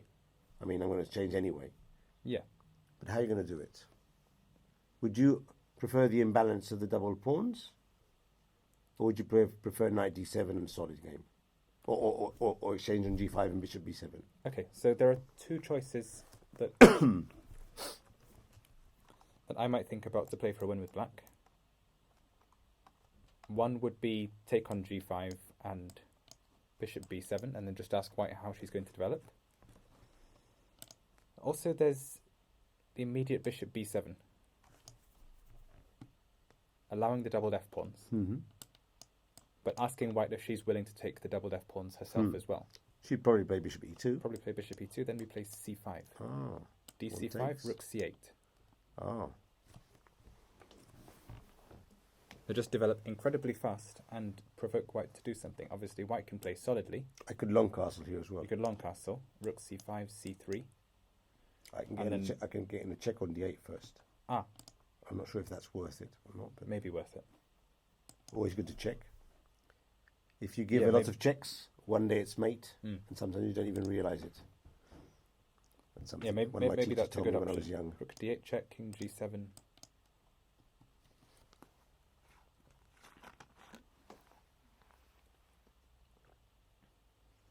C3 or rook d1. c3 or rook d1. In any case, I'm playing knight c6. Well, structurally, but white is slightly better, but Structurally, white's slightly better, but that's what I accepted. Just for slight central pawn mass, the options of knight e5 in the future. there was this game, Rubinstein against Kohn, was it? Where Rubinstein took his king to h3. White had h2 pawn, and then the 3 pawns in the centre, f2. This type of pawn ending, and white plays there. Yeah, that was Rubinstein Kohn, a very famous game. I think it was Rubinstein as black. Yeah, Kohn Rubinstein, exactly. And but of course, And tied the opponent's king down and to then defend pushed the his h pawns. pawn. And then, But he did have a 4 against 4, and it was 2 against 2 on the other side. and he also had to play g5 at some moment. Exactly. He Yeah. broke up the pawns and then won the pawn ending. So There's also queen d8 here. an exchange on a favourable situation. And the exchange actually helps black develop Win- his rook in the process. It'll win in tempo afterwards. Yeah, I actually like this. But it's still a draw. I mean, the Yeah. position is very equal. But the thing is, okay, we take off the queens, so Simon can't play his normal aggressive style. But he is a grandmaster, and a very good one. Are you going to defeat a grandmaster in an equal ending? Or are you going to probably play have for a bet- draw? I would have a better chance in an equal ending than an equal middle game against Williams. Okay. Williams in particular. He's not a very strong endgame player He's- relative to his strength. I He's mean. an attacker, isn't he? That's But the he's still a reputation. grandmaster. But He must know his endings if he has he's a a grandmaster. reputation. Okay. Well, he didn't play very well the ending yesterday, with the bishops and the rook and the queen. That's true. So maybe he, relative to his strength as an attacking player, maybe he's not so strong in endings. Relative to his tactical vision, I would definitely prefer. Because a grandmaster has to know to play very well the endings. But of course, his style is aggressive. Okay. Okay, so we had long castling. Bishop b7, knight e5. So the bishop b7 move order might have been chosen over knight d7. But this has been changed because she hasn't changed queens. She has played long castle yeah, and she has played knight e5. yeah. That's what we're on. Okay, sorry, c5? So knight d7 might have been a more solid way of playing this for black, just to avoid white ever going knight Okay. e5. But Simon Williams maybe thought he's offered the queen exchange once. White's chosen not to play queen g5. Now he's not going to forgive that. Okay, so he went bishop b7. The and idea now is queen g5, bishop takes bishop f3, f3. of course. Okay. And black now gets Black gets a a clearly decent, better ending. a decent ending, yeah. So knight e5, Knight c5, e5, c5, and now the mess begins. queen e3. That's already a strange move, but it could be okay. Yeah, it looks good actually. Queen e3, maybe with the idea of f4. Okay, protects the knight, so he can capture back with the rook on d4. So white's playing against the knight on b8. cd4, rook d4, knight Knight c6. c6, Knight exchange, takes, bishop takes. and now f3. But black is okay now. Black is definitely okay. But He still is hasn't this- brought his bishop out. Is this another Rubinstein ending? The one where he, say the queens are off. He played some structure with e5 and f5, and the king goes to e6. And he managed to win with a 4v3 majority on the king's side versus a 3v2 one on the queen's side. I'm trying to remember which one is that, but I'll find the reference later. that type of ending, there's a lot Yeah, of the king on e6 and 4 against 3. because I remember it was in a Dvoretsky book, and Lasker won one of the endings with the conventionally better majority, the 3v2, and then it was said, well, this is not so simple between skillful players, etc., and showed the counterexample, which was Rubinstein as well. They always say that when there are queens and rooks on the board and it's a middle game, the extra centre pawn is superior than 3 against 2. But I think it's much more concrete. That bishop on f1, it has to be developed and to a good square. If not, black's going to take control of this position. He actually played e5 here, hitting the rook. e5, rook d2. Rook d2, and So- but there's been moves. Okay. There's been quite a few moves, and the bishop is still on f1. Look, black played here, queen e6. A very good move. Because it prevents bishop c4, it hits the a2 pawn, and if you go king b1 at some point, there might be a mate on the first rank. So, Okay. I like it. But king She b1 is played- king b1 is probably preferable actually. Yeah, but she played queen a3, Queen a3, was it not the queen's job And- to defend the pawn? and she's uncoordinating her pieces. I mean, the queen on a3, rook on d2. This is not looking good. So after rook fd8, she'll be forced to play maybe bishop d3. Rook fd8, and she's thinking now.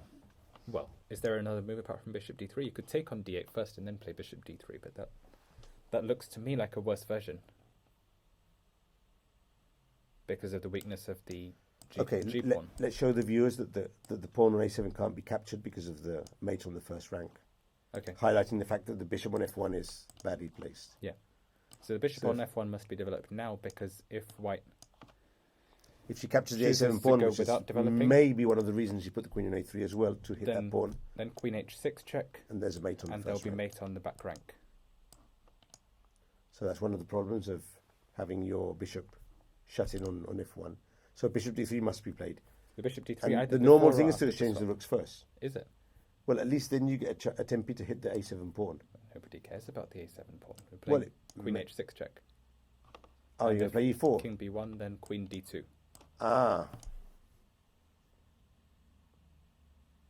But even here, could I capture the pawn? Can you? Okay, so we're taking on g2. I think. You're taking better pawns than mine. Rook e1. Say rook e1. Rook e1 I'm not so sure about. Because now I play queen f2. Another tempi. This is tempi and it defends b6. Hmm.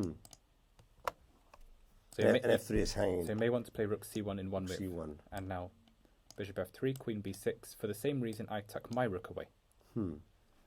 But your pawns are here, And in front of and the king. mine is... And yours running. is far advanced. And also queen f2 was also interesting instead of bishop takes f3. Ah, yes. But No, but because no? of this. the queen c7 double attack, yep. So very tricky lines. Very tricky lines. But games have been rooks have been exchanged. Rooks have been Rook takes exchanged. rook takes rook, and And there must be bishop d3 now, or at least bishop e2. she's going But to bishop she's going to d3. play bishop d3 for sure. Yeah.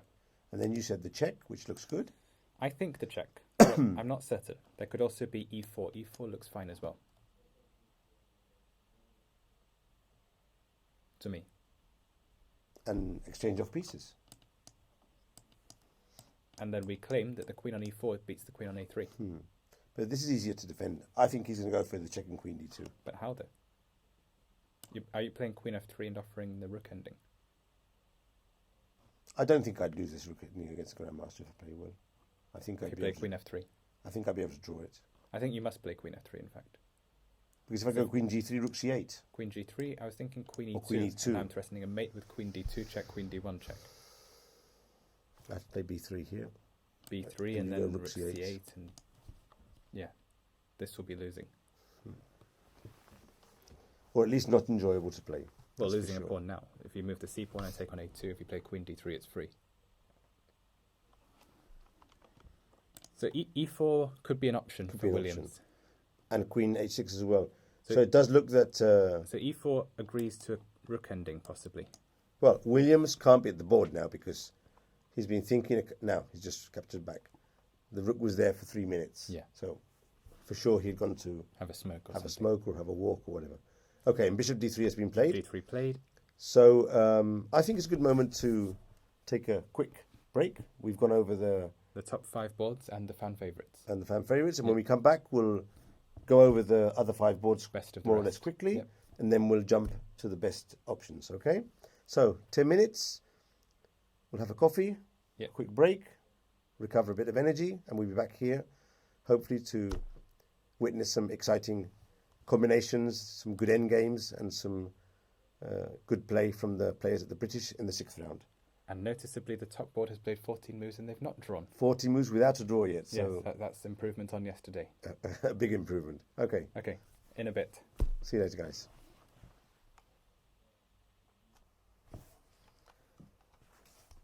Good afternoon and welcome back to the commentary on the 6th round of the British Championship, which is being held in Dudley in Wales. I'm here in Hamburg in the Chessbase offices with my co-commentator Daniel Fernandez. Good afternoon again. And after this small break, we're going to continue with the commentary. You can leave your questions or reflections on the YouTube channel and also on the Chess24 chat, and we'll be pleased to be able to answer all your questions. If you see an interesting game that maybe we're not focusing our attention on, just leave it there. And as soon as possible, we'll pick up the action on that game. Daniel, I think you were interested in the game between Gawain Jones and Hanley, and another game between Ward and Rudd. I think we should check those two games. Definitely. Okay, so let's go. It appears to have been a peace sacrifice in Gawain Jones against Chris Hanley. Nice. Craig Hanley, sorry. So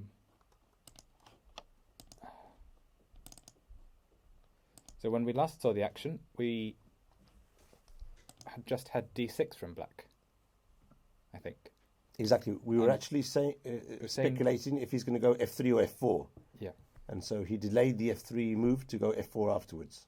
So he played rook c1 with the idea, as we said, that if knight c6, then knight d5 with the pin motif on the c file.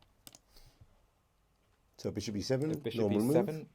well, bishop e7 was played, and then f4 with the idea of pushing through with f5. So black's right on the ball, he plays knight bd7.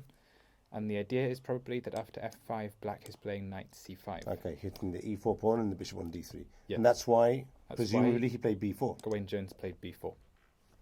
Okay. So next there followed g6 from black. So Okay, that's a weakening move, so it must have had some sort of objective, no? To have the h5 square protected, to protect against knight f5 and play e5. What's the idea behind g6? So that's a speculative guess. I'd say, since that there was no threat to move the knight, to push the knight anyway with either g5 or e5, it must be directed against white playing f5. Do you think so? And how black was intending to respond may have been gf5, And ef5, then rook g8. rook g8, or possibly even e5. Okay. e5 makes sense because if knight f3, there's a pawn fork. Okay, so the idea was probably to anticipate f5, but also at some point black can play e5 and the knight can't jump to f5. It could be Black may have been considering that, but at some point in the later short on. term, after e5, white, let's say white makes some move. After e5, He's got knight d5. there's knight here. d5. So This will not be fun for black. no, because after the exchange, the knight will go to c6, and that would be a disaster. Okay, so queen f3, So queen f3, and black castled. black castled. Queen h3, that looks very sensible, and now Very white sensible. is threatening f5 He's gearing up With even knight strength. takes e6. or knight c6. Yes, which is actually what happened. That's what happened. So if he played f5, there may have been some ideas of knight e5 from black. That would have been adequate to defend. So let's say after rook f8, if white was playing f5, I expect black's idea was e takes f5, e Knight takes e5. f5, and knight e5. And he might have sufficient defense here. And maybe Gawain Jones thought that it would be possible for black to take the c4 pawn. There's a lot of pieces on the e file. No, black is okay here. Yeah. All his pieces are very active. So he chose knight takes e6 after 15 minutes. 15 minutes calculation. So quite a long think. Although one suspects, even with all that calculation, it was more based on instinct. You can't calculate everything. No. But regarding calculation in tactical sequences, so you sacrifice a piece for 2 pawns, you have the attack, but it's impossible to calculate until the mate. Even if you have, 2 hours, you can't do that. No. It's impossible. So what are your guidelines in those situations? What do you do to make the decision to sacrifice? So there are two kinds of decisions, really. There's intuition and there's primarily calculation driven. Here, there are no lines you can calculate. Unless your intention is to follow knight e6 with e5 or something, then you might be able to calculate that. But e5 is clearly bad. So in this case, it is an intuitive decision, unless Gawain Jones is seeing an order of magnitude more than me, and he's hacked all the lines through to a conclusion. But that's unlikely. It's unlikely, but possible. Okay. But when he captures on e6 with the queen up to here, he can calculate up to here and more or less have the idea that the king must go to one of the dark squares, h8 or g7. It can't really go to f8. Yeah, against That king would- f8, that there would are be- moves like e5, which will be... The open file will kill him. Yeah. No? So when he gets here in his calculations and puts the king in his head on g7, he probably sees bishop d4 here. Yes, he sees the idea of bishop d4, and he maybe even stops here. But he has to calculate bishop f8, attacking the queen. Why? Well, first of all, he spent 15 minutes, so he must have calculated something more. But this you can calculate up to here in 2 minutes. That's why I'm surprised he took 15 minutes, because there are so many black moves here that he must have either calculated all of them or just not bothered and gone for a qualitative assessment that there are enough attacking chances, and then you do it. And then you do it. Well, as far as I know, I read something about this some time ago, and the author, who was a grandmaster, was suggesting that when you do this type of calculations based on intuitive sacrifices, what you can do is use your time to make sure there's no immediate refutation of your sacrifice. And if there isn't an immediate refutation in the first 3 or 4 moves of the combination, that would suggest that the defense for black will be at least as difficult as the attack for white. Mm-hmm. So even if you can't find a forced win, if you see you have attacking chances and there's no immediate refutation, it would suggest that black will also have trouble finding the best defense moves. Yeah. Or maybe he'll have several defensive moves and he won't be able to establish which is the best. Yeah. And that's Tal, Grandmaster Tal, world champion. Many of his sacrifices were then proved to be incorrect with time. Yeah. But you couldn't refute any of them immediately. No. The refutation was always after 5, 6, 7 moves. That does mean that black has trouble defending. But here, bishop f8 is a forced line. He must have calculated at least bishop f8. Imagine bishop f8 refutes the sacrifice. Okay, but in the worst case, you can play queen h3. But you're already going back. That's still not preferring something you want to do when G4, you're attacking. Okay, so if he saw bishop f8, then what are the possible lines his calculation could have gone down? Maybe knight d5. Maybe. Maybe. But unlikely. Other than that, you are retreating the queen. And Okay. it's possible to know that in advance. Okay, so let's say he calculates up to here, considered queen h3, which has been played. Okay. And now, play it on the board, queen h3. And now, obviously, black has many moves. Mm-hmm. He can unpin with king g8. He can play bishop c8. Maybe there must be more moves here. Yeah, there'll be loads of moves. Although In fact, those two are the main moves. Also here, there's knight f8. What it's worth. But as long as you can get Has he got to... knight f8 here? Yeah. Okay, that's another move. That's another defensive move. But as long as you can get to some position like this and you see that the queen is not being trapped, 2 pawns no, plus the attack. no further tempi against the queen, no further forcing continuations, I would just leave the calculation here. Okay, Unless the line he'd wanted to go down was this knight d5, okay. which I think is speculative anyway. Doesn't look, but who knows? Black probably does have to move his queen back. Okay, but he didn't do this. The problem is he moves his queen back, and then you're exchanging pieces, which is not. Moves his queen the back, and then the you're best playing option. queen h3 anyway. So similar. Doesn't, and here, black could even consider exchanging a piece, which. He could, but you're getting a rook to c6. Well, this might be a possibility then. I'm not sure what the computer says against this knight d5, but it looks good. Anyway, he played queen h3 Played queen h3 and king and g8. king j. So what do you think? Do you like?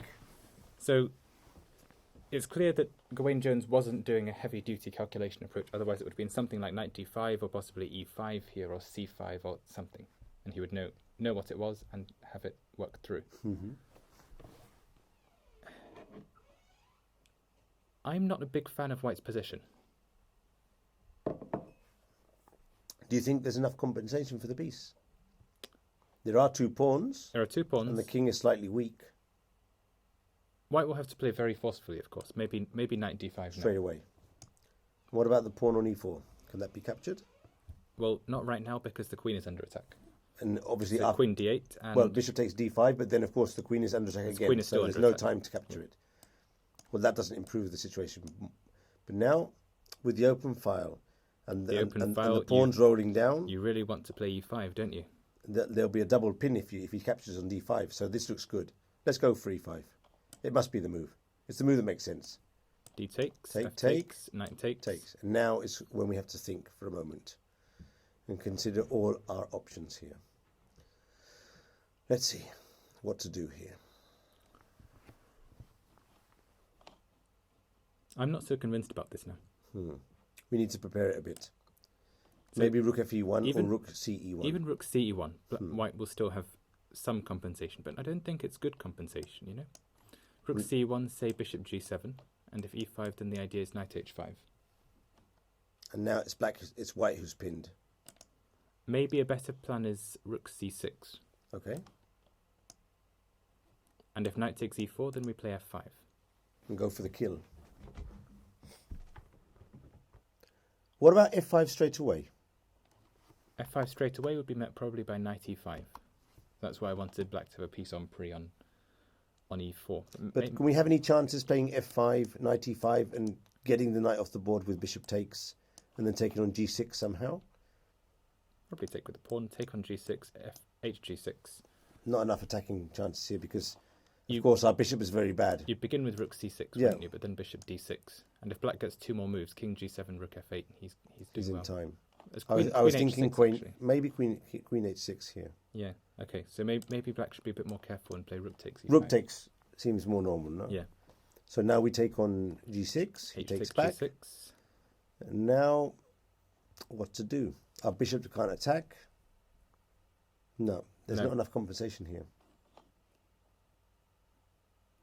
So it's not entirely simple. And Goen is actually thinking this could be very important for the tournament. If he's incapable of drumming up a serious attack here, and Hanley is able to defend, I mean, a piece is a piece. Yeah, then that's Gawain Jones, who's not British champion this year, basically. Basically. Yeah.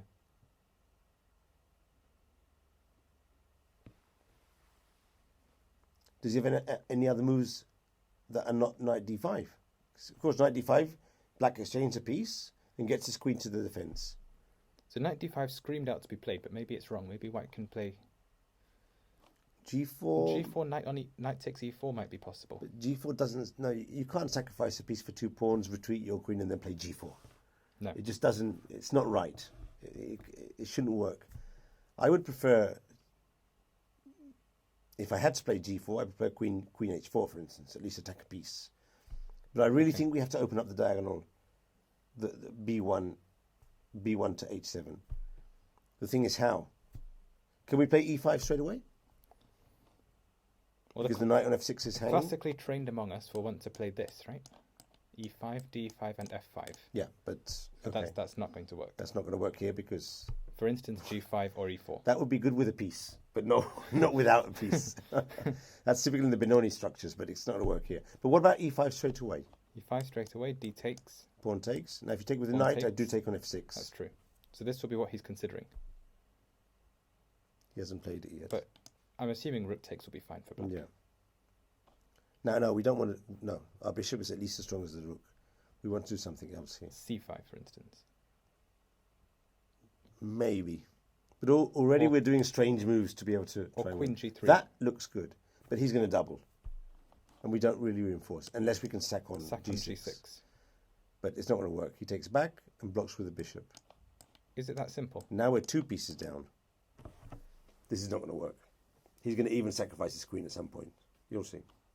Okay. Take on d5. And now give me a second. I don't believe this. This is not going to work. Even queen d8. Queen d8. Just defend the pieces. Or you're going to say even queen takes c1. I was thinking of queen takes and then check down the bottom. Yeah. That actually is quite good because queen takes, rook takes. Let's exchange the rook, and then get the king to f2, and now go back to d1. This is actually quite good as well. But okay, this could be a chance for white, but this is more or less desperation. I mean, queen d8 could just be winning. Yeah.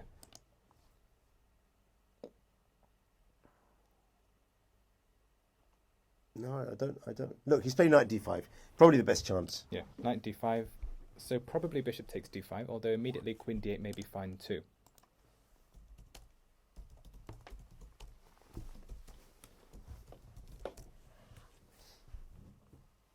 Someone was asking if we were considering the Trent game. Mm-hmm. But I'm not sure if the Trent game is like this one, but now we're focused on this game here. Yeah. Okay, so I just don't think white has enough compensation here. Queen d8, no? Queen d8. Maybe f5. Hmm. Now. Because knight e5 Knight loses to e5, pawn takes pawn. f takes g6. Hmm. And then if bishop takes d5, then rook takes f6. Yep, and you're mating knight 7. Nice. I think that works. So f5, black would have to take on d5 With the bishop. anyway.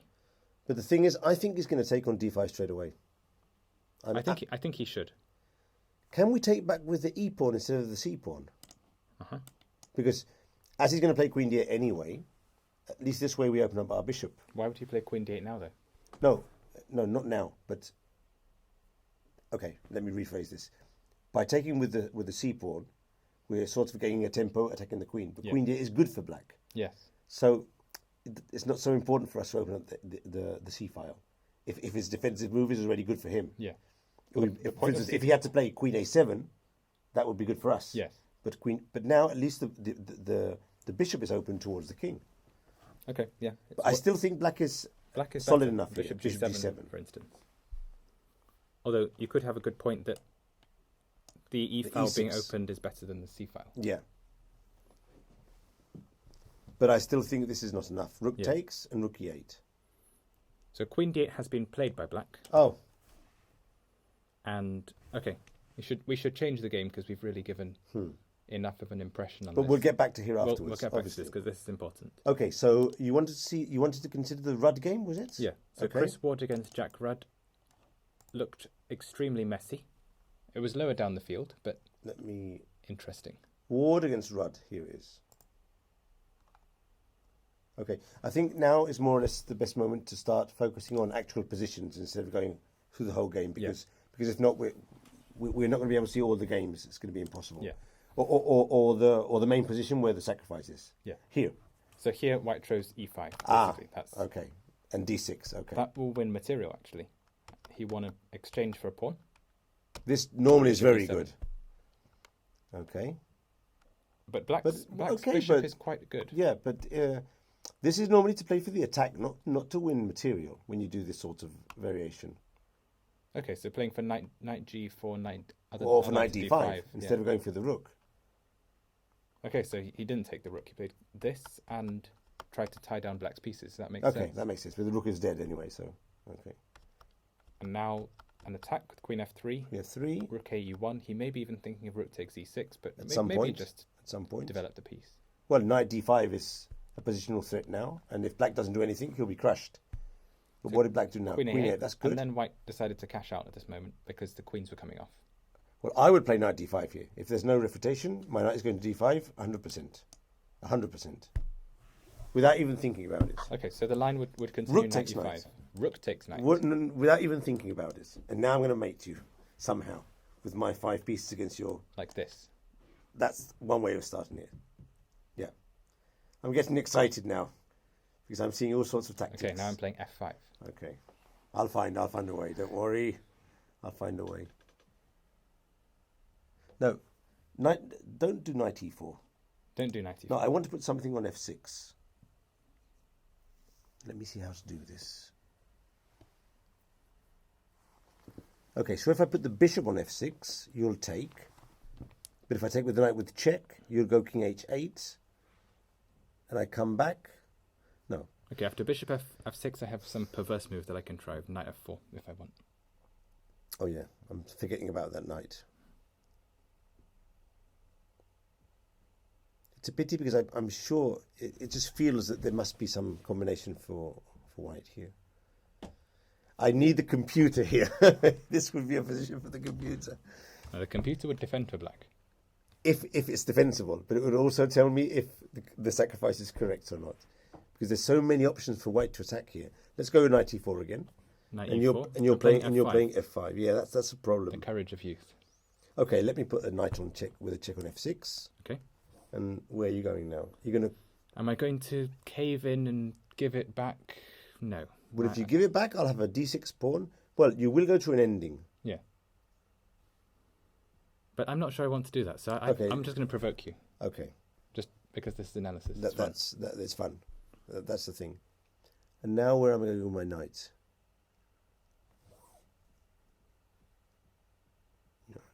Should play queen h3 here. Queen h3. Yeah. To attack something. Maybe rook f5 next move. Queen h3. I attack the h6 pawn. Not really, because I'm playing rook h8 in response. I'll find something. With 3 pieces next to your king, I'll find something there for sure. Okay. Some check or something. No, but rook takes f5 could be a threat. And then queen h5 mate. Or nearly mate. Okay, that one I believe. Well, it's not even mate, but take on f5 could be a threat. Okay, so I'll take on f6. Mm, You must take with the knight. obviously. And now I could take on e7 And then on try f6. and trap your knight on f6. Rook takes, pawn takes. You're attacking my rook, but I take on e7 with the king, and knight on f6 could be in trouble.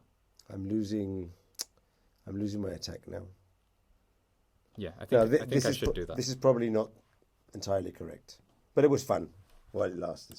Okay, so Chris Ward fun. cashed out, bishop takes f8, queens came off, although black may have had a choice of queen takes f8. So I'm guessing after queen takes f8 the continuation is knight d5. Knight d5, and something has happened because And the if queens have queen been d6, exchanged. knight e4. What happened was queen takes f3 instead, rook f3, knight d takes f8, knight d5, so the attack continues with the queens off. Queen takes, rook takes, knight takes f8, knight d5, exactly. So b5. b5, the pawn was just under attack, so moving that. Pawn takes, rook a3. And black has gone rook d7, Rook so we d7. expect knight e4 presumably. Knight e4 has been played. Knight e4 is the most natural move in the position, and black should respond king g7. King g7 has been played immediately. And white has played rook a6. Rook a6, so Sort of protecting the pawn. oh, And black has played c4. white's in time pressure, and black's just in a mood to play quickly, as yesterday. Let's in see, fact. is this 1 hour 14? Yes. Oh, this is the guy who played Jack- every move Jack without Rabb- thinking with less than 3 minutes against every move. Wells yesterday. Mm-hmm. Does he always do that? Yes. Well, it's quite impressive to get a rating of 2250 and become an IM, which means that he must have surpassed 2400 at some point. Only live, but yes. What do you mean only live? It was never published. Okay, but Yeah. I mean He increased. plays at that level sometimes. And he's always played like this. Yeah. 100 Not miles an just hour. in this Yeah. tournament. Well, he must be hugely talented then, He is very talented. because you can't become an IM playing without thinking. But that also means that he must have had a huge amount of bad tournaments. Yes. And that would explain his rating. Okay. So this is now mostly a technical task, but we just thought it was an interesting game because of the attack that was Yeah. taking place before, and also the fact the So- game has progressed so much. Ward is in big time trouble. Yeah. He has a decisive advantage, but there's still some technique to be used here. And if the d6 pawn falls at some point, then the game could end in a draw.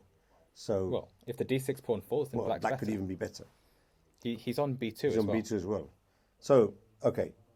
White is better, but it's not a lock yet. Yeah, it's not conclusive yet. Okay, so let's... See Peter Wells against Yang Fan as board 6. We've just worked down the top few boards again. Yeah, but let's see board 6, but then let's pop quickly to board 1, Okay. just to see how the main game is going, because we started it and then we just left it there. Yeah. And it's the main game. At least we could even just have a quick look, You want to just look in at case that now? anything is happening, and then we can go through the rest of the boards.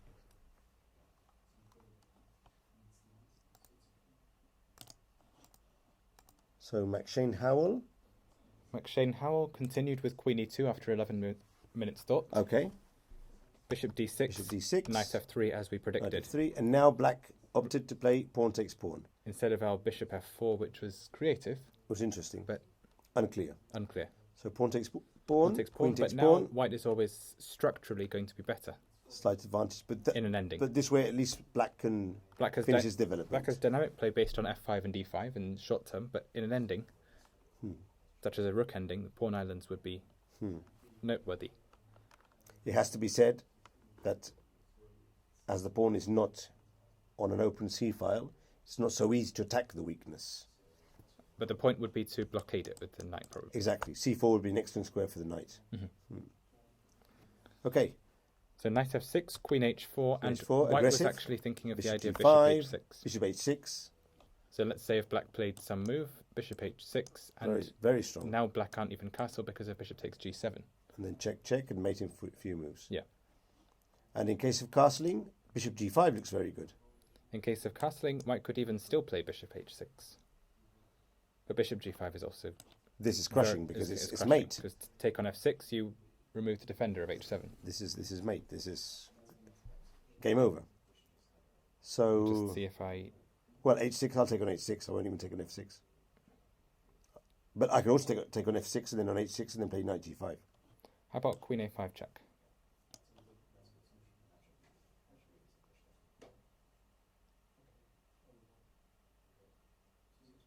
I'm still struggling to see your idea. Let me go c3. c3, and now I go queen d5. Okay, so maybe I have to play king f1 then. I'm going to go king f1. Yeah, I was just trying to attack this bishop so that you can no longer have a mating idea. But maybe rook But d1. even rook d1 here looks very good for white. Maybe black would have to play rook fb8 in that case. Okay, you can hide your king on e7. But now I think I've got bishop takes and queen h6. Queen h6, and after f5, And knight then knight g5. g5. And this is a typical motif. But in this case... But I'm going to go king mate. f1 instead of... It's because the key move is king f1 instead of c3. Okay. It's probably better. King Because f1, and now your bishop on d3 is It's protected. protected and no checks. Yeah, no real tricks.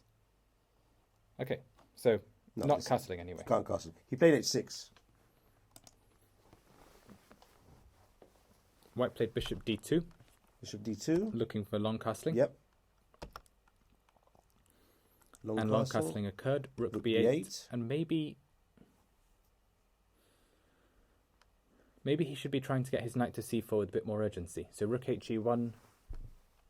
It took looks quite a long fine, time, 16 minutes to decide on that move. So the problem with bishop c3 was that black plays bishop f4 check, and then if king b1, there's g5. And that queen is starting to look a bit uncomfortable on h4. Yeah. So this is why he chose to prepare this part of the knight e5 to c4 maneuver now, rather than bishop c3. But black played bishop c6. Bishop c6, so black's not allowing a knight to c4 because it will be dead before it goes anywhere. Bishop c3. And So, elimination of the knight. But could he do anything to avoid that?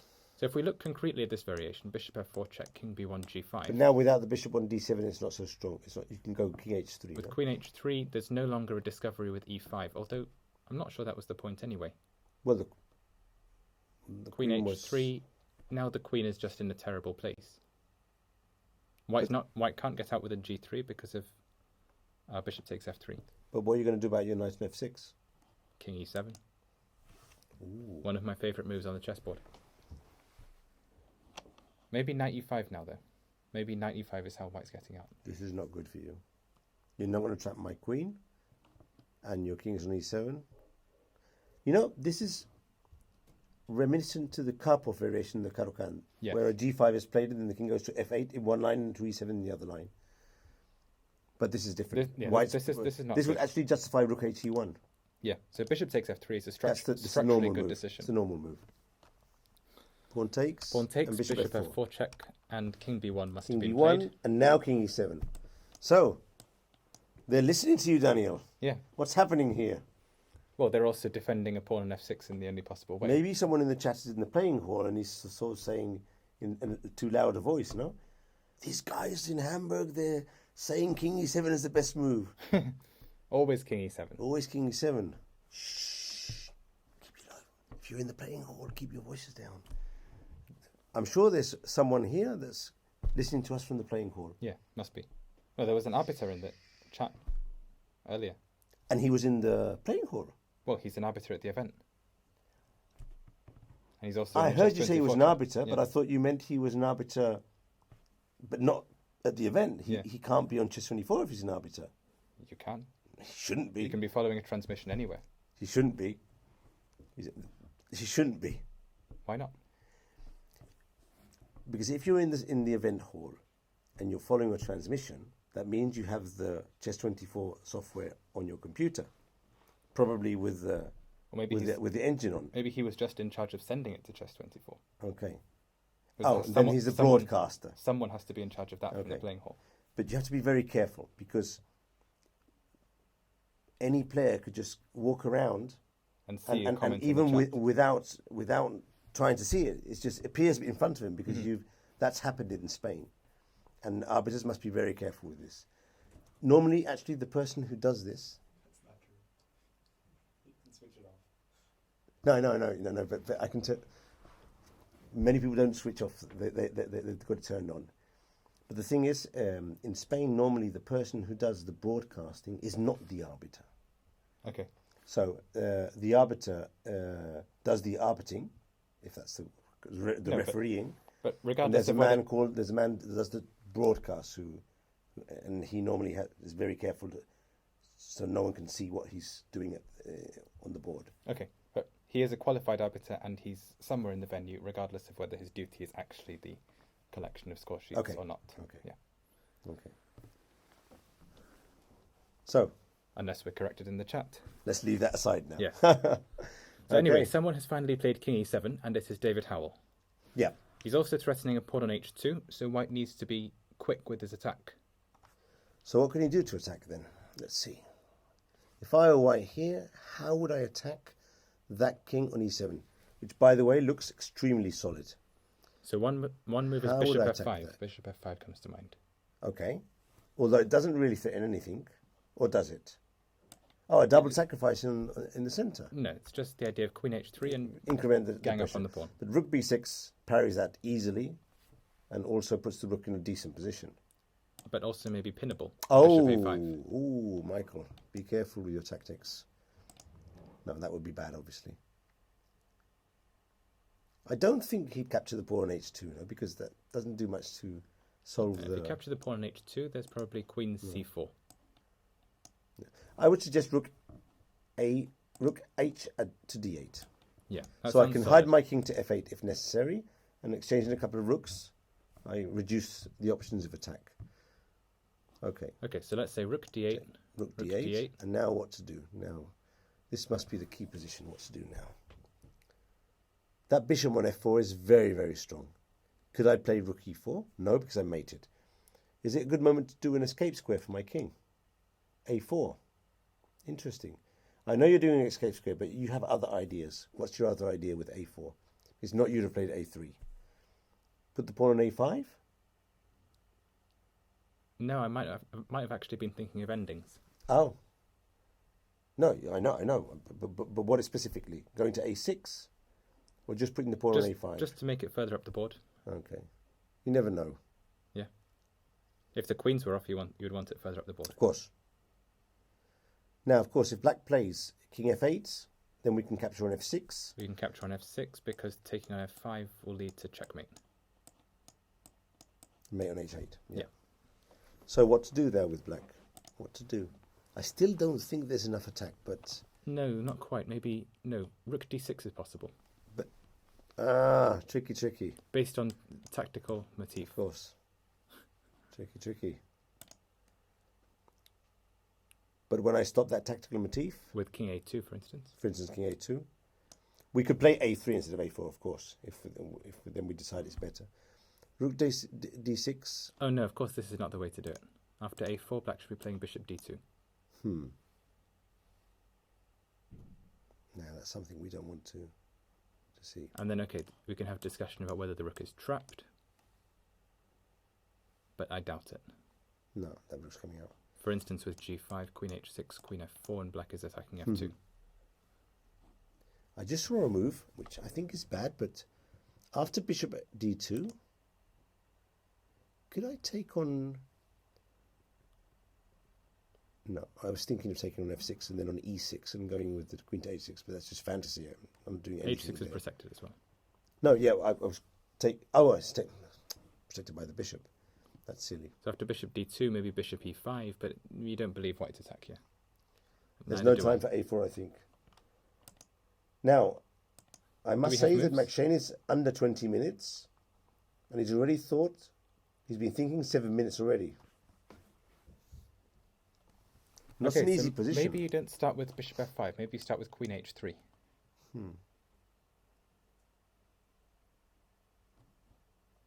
Just for completeness, what you can't do is play H3, because then after Do you know, we could also G5 you'll have to exchange. we could also put the bishop on C4 instead of F5, Yes. which is even probably better. Queen H3 first, Queen h3 first, and then bishop c4. And then bishop c4. But of course, he'll play rook h d8. No, maybe bishop c4 first, because after queen h3, there's an idea of c4 for black. Okay, so let's It put. may not be good. Okay, so let's leave the queen on h4 and play bishop c4, which is still to be played. So bishop Rook improves the h8, position. Rook and takes now d8. queen h3. Okay, now are we threatening anything with queen h3? We may not be. Okay, maybe we take this on. Queen h3, and if c4, then we get an improved version of this. And if rook hd8, then I'm not sure about sacrifices. Rook takes d8. Take. Bishop e6. No, it doesn't seem to work, does it? But we can take with rook, actually, on d8. And there's nothing there. Bishop takes, pawn takes, queen takes, king f8. No, the thing is, if we take with the rook, then bishop e6 and king f8. And bishop takes f6. And the queen on d8 protected f6. Okay. It's an extra defender. Okay. Whereas here, white can still get back his pawn, but it's a rubbish pawn on c4. Can we play bishop b4 at some point? No. Well, it's threatened now, but now black can defend. We can play down this line because white does have 3 pawns. This per piece. could be playable. Yeah. Three pawns. Well, two and a half pawns actually, but the king is still slightly a bit weak. dodgy. This could be playable. Yeah. It's not easy for black to consolidate. So one idea is bishop f5 and queen h3. And is there any other ideas to attack here? Okay, so after queen h3, if black sees anything like this, he might play rook h8 and bishop c4, king f8. Yeah, seems sensible.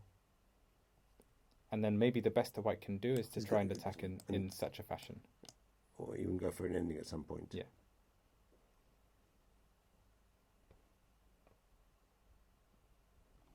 Yeah, so black's extremely solid here. It looks as if he's solid. And white's thinking. White is running out of time. He's not seeing an easy way to continue the attack.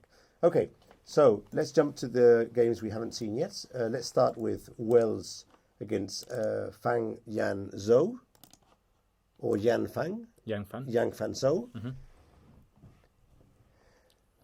So Yang Fan has decided, maybe inspired by yesterday, that he's choosing a Sicilian. He does also play other openings. I've seen him play French. But it was a Sicilian today. And Peter Wells played the Alpine variation with g3, without d4 at any moment. So normal ways to play this would be with d4.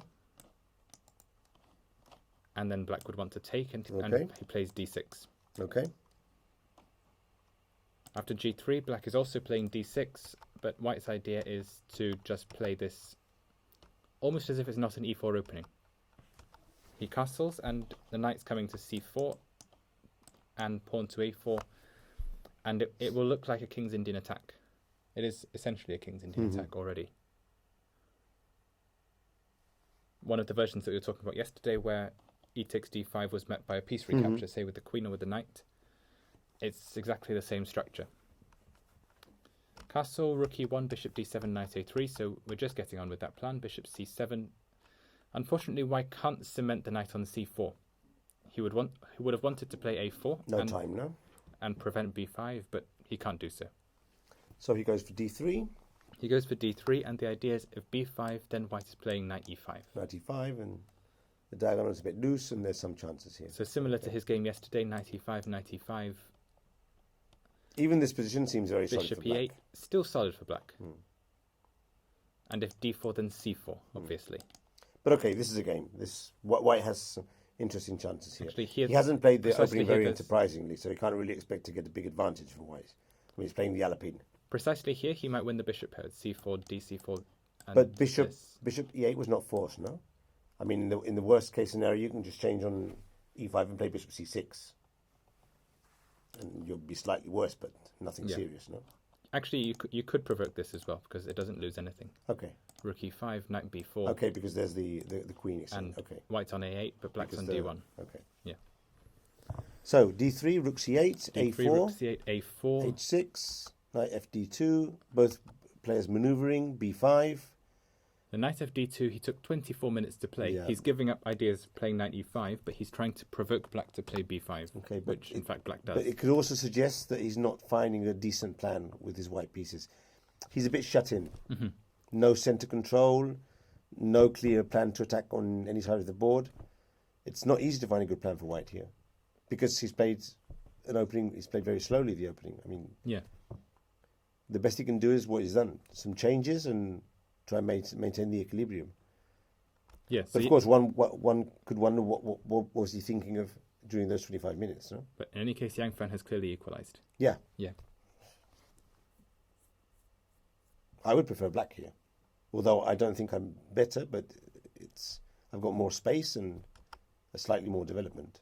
Yeah, definitely. Okay, take on e3. Take on e3, knight e7. That's nice. So the idea is to play something like c4 maybe even. c4, bishop c6 in some moments. So c4 would fix white's queenside pawns. If it works tactically, for instance, with the aid of dc4, bishop b6 to regain the pawn, then that would be really great. And also leaving white with a dark square bishop. Yeah. With the pawns fixed on the same colour, which is not very good strategically. So he went rook e1. He went rook e1. This gets out of bishop b6 with And tempo. bishop Doesn't c6. stop black's other idea of just That's very sensible. being left with a better bishop. And in some other game, we commented on a backward d3 pawn that could arise from opened That's d what files happens now. similarly. Take. That's exactly what Knight we have. f3, Knight f3, queen queen d5, d5, bishop e3. Bishop e3. And rook fd8 has been played. Rook f d8 And and white has played queen e2. queen e2.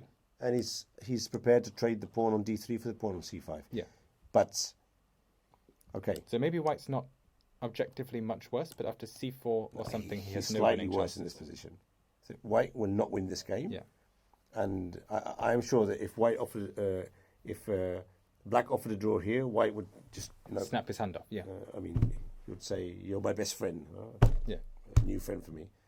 Well, black is better here, but it's curious because white hasn't done any bad moves, No. but he hasn't played aggressively the opening. He's just played some moves, correct moves probably, but not Inspiring. not inspiring moves, and he's ended up in a worse position. But here's where a grandmaster will understand what's happening and take measures to not lose the game. Yeah. He'll try to trace off some pieces, go into slightly inferior ending, but he knows he can draw it. Whereas a lesser player would just end up losing this game because he tried to do something active here when probably he shouldn't. This is a good move. So Rook queen e2. e2 is actually an attempt to play c4. Right? As someone that understands not getting opening advantages with white better than the rest of the world combined, white wants to play c4 here. And then if he can play c4, for instance, after no move at all, c4, b takes, d takes, white may actually have better endings. You're okay here. You have a backward pawn, but c5 is weak. The bishop on c7 is weak. You're okay here. Yeah. Probably you're still not better, but you're okay. But Better of course, endings. king 8. Yeah, I understand. But king h8 is obviously a no move. Yeah. Black should play here some other move. Bishop b6, no, because that would lead to c4. So either he plays c4 himself, or he trades. Let's see what happens if he trades. With queen d3. Take, take, take. No, we take on c5. Yeah? Yeah, because if you trade queens, then If you we lose the trade knights. queens, You can't do that. then this That's wins a piece. not allowed. So bishop So- c5, queen e2, rook e2. Now, is there chances of an advantage for black here? I would say mostly for white. Yeah, it's not much. And 2 against 1 in the queen side. What you can do is you can play e5 and try for f5 and d4. That's the most logical plan to me. But still, white should be fine after rook a6. Yeah, white's okay. So trading pawns is not an option. I think c4 is the best move for black. Okay, c4. Now d4 would shut in his bishop. That in principle is not good. So pawn takes pawn is the best move in principle. And pawn takes pawn. No? I'm not sure about that. Would you play d4 here? Is there really no other alternative? Exchanging pawns. For instance, I was thinking pawn takes and rook a4. knight d4. Is Oh, knight d4. that completely? Yes, it is. So c d3 and then e5 will win a piece. So trading pawns and then knight d2, for instance. Or rook a4, I thought might Rook be a move. a4. It's not easy to protect that pawn. Knight Okay, e5. tactically protected by Oh, this. okay. Or by knight e5. Knight e5. Knight takes. Knight takes. Bishop takes. Bishop h6. All rook indies are draws, as we know. So pawn takes. Well, we could also probably take on c3 first. Well, so you're not down a pawn. But I was thinking rook d2 in the end. But you'll be down a pawn. I'll be down a pawn, but it will be a draw probably anyway. But okay. But as black, you're Bishop takes looking c3. for more right now. Pawn takes. But I don't see Gh6. I don't see white losing this position. No, probably not. Because he has enough threats against the king. Equal material. No problem here. So say queen g4 check and queen to h4, for instance. This one, he can't lose this position. I mean, he has only one weakness, and black king is worse. Okay, so rook b8. Knight e5 might be an option, but rook b8 is also an option. Rook b8, counter-attacking the b2 pawn. So the point is rook c4, rook b2, queen b2, queen c4. Yeah, that looks good. This looks, again, slightly better for black, but nothing to write home about, for instance, after knight d2, and white plays c4. Probably a draw as well. Yeah. Okay, so I don't think either player could really be unhappy with that result.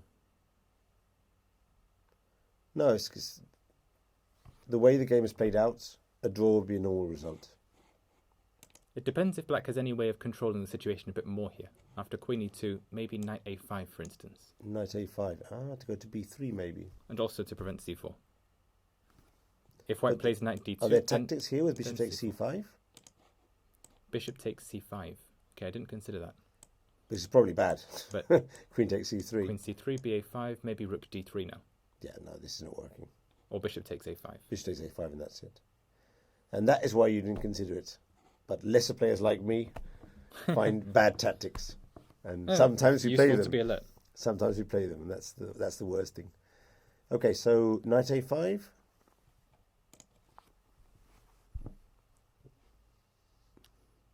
Well, that looks like a good move because... So maybe now this is a time for white to go for a compact structure and play d4.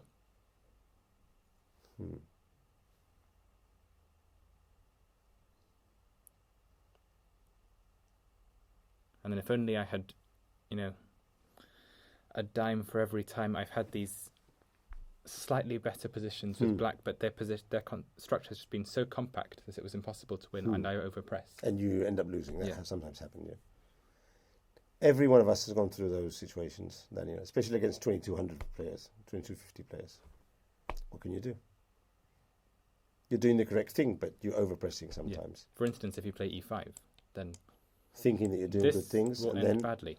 The knight comes to d4, and then suddenly you're not better. You're full of weaknesses. f5, queen g4, and bad things happen. And the knight on a5 is unstable there. Okay. So next game. Let's jump to another game. So maybe Nicholas Pert, because that's a fan favorite. John Merriman against Nicholas Pert, board 8. Here we go. Merriman against Pert. And the position is exciting. Yeah. Okay.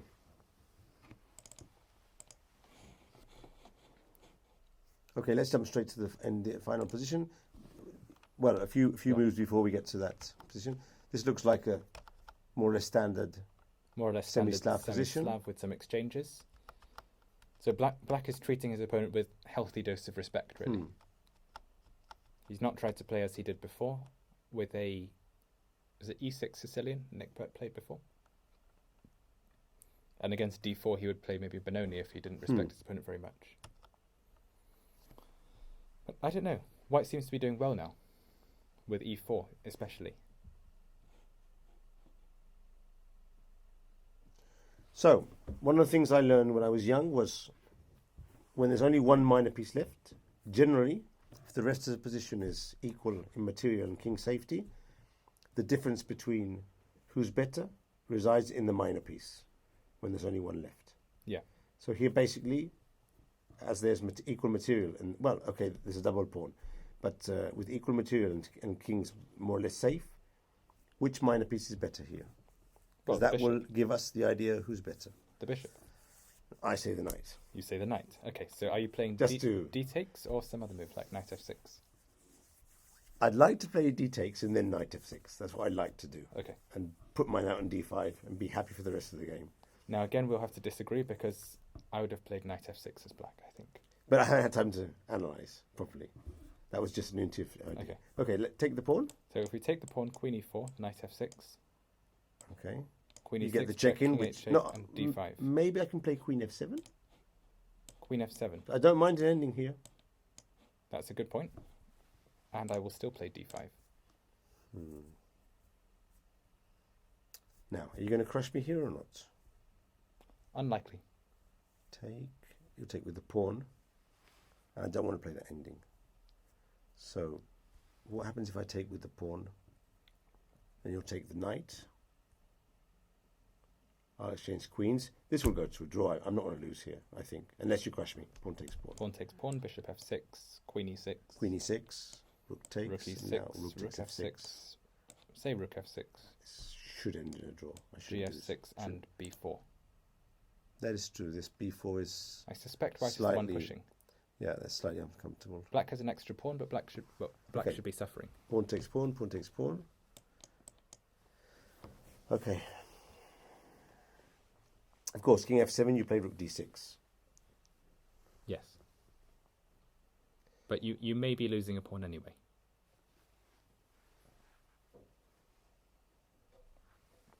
So, I'm probably losing, but just for the sake of argument, king f7, rook d6, king e7, rook takes d5.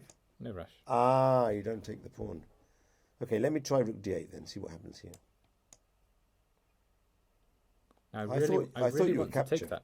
I think I can take that. But you can't take that now, Why not? because you're a pawn down in a pawn ending. Yes, that's true. And Well, you'll never win this position. How can you win if you're pawn down? are you playing king d7? e7, King e6. d4. G4.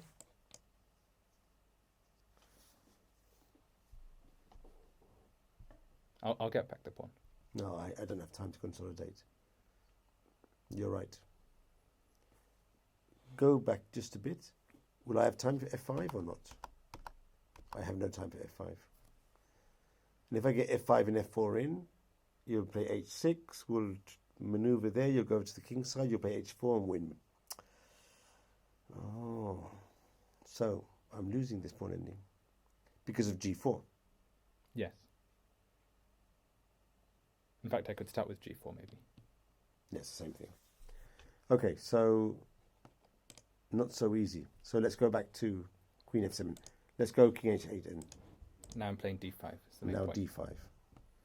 And rook ce8 is met by queen takes e8. So I can't capture. I need to play knight f6 then. Yes, I think so. Well, unless this works out fine. Say bishop e5.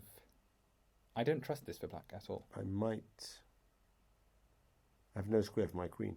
Or b7, but that's quite passive. Then I play bishop d6. I'm trying with rook f7 No, and so this on. doesn't look good. Yeah. No, your bishop is very strong. So I play knight f6 and keep the bishop closed in. You're going to pass the pawn? Knight f6. Oh, here. Yeah.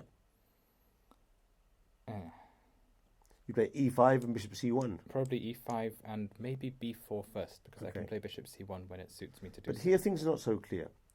Okay, you might be better. I'm not going to dispute that.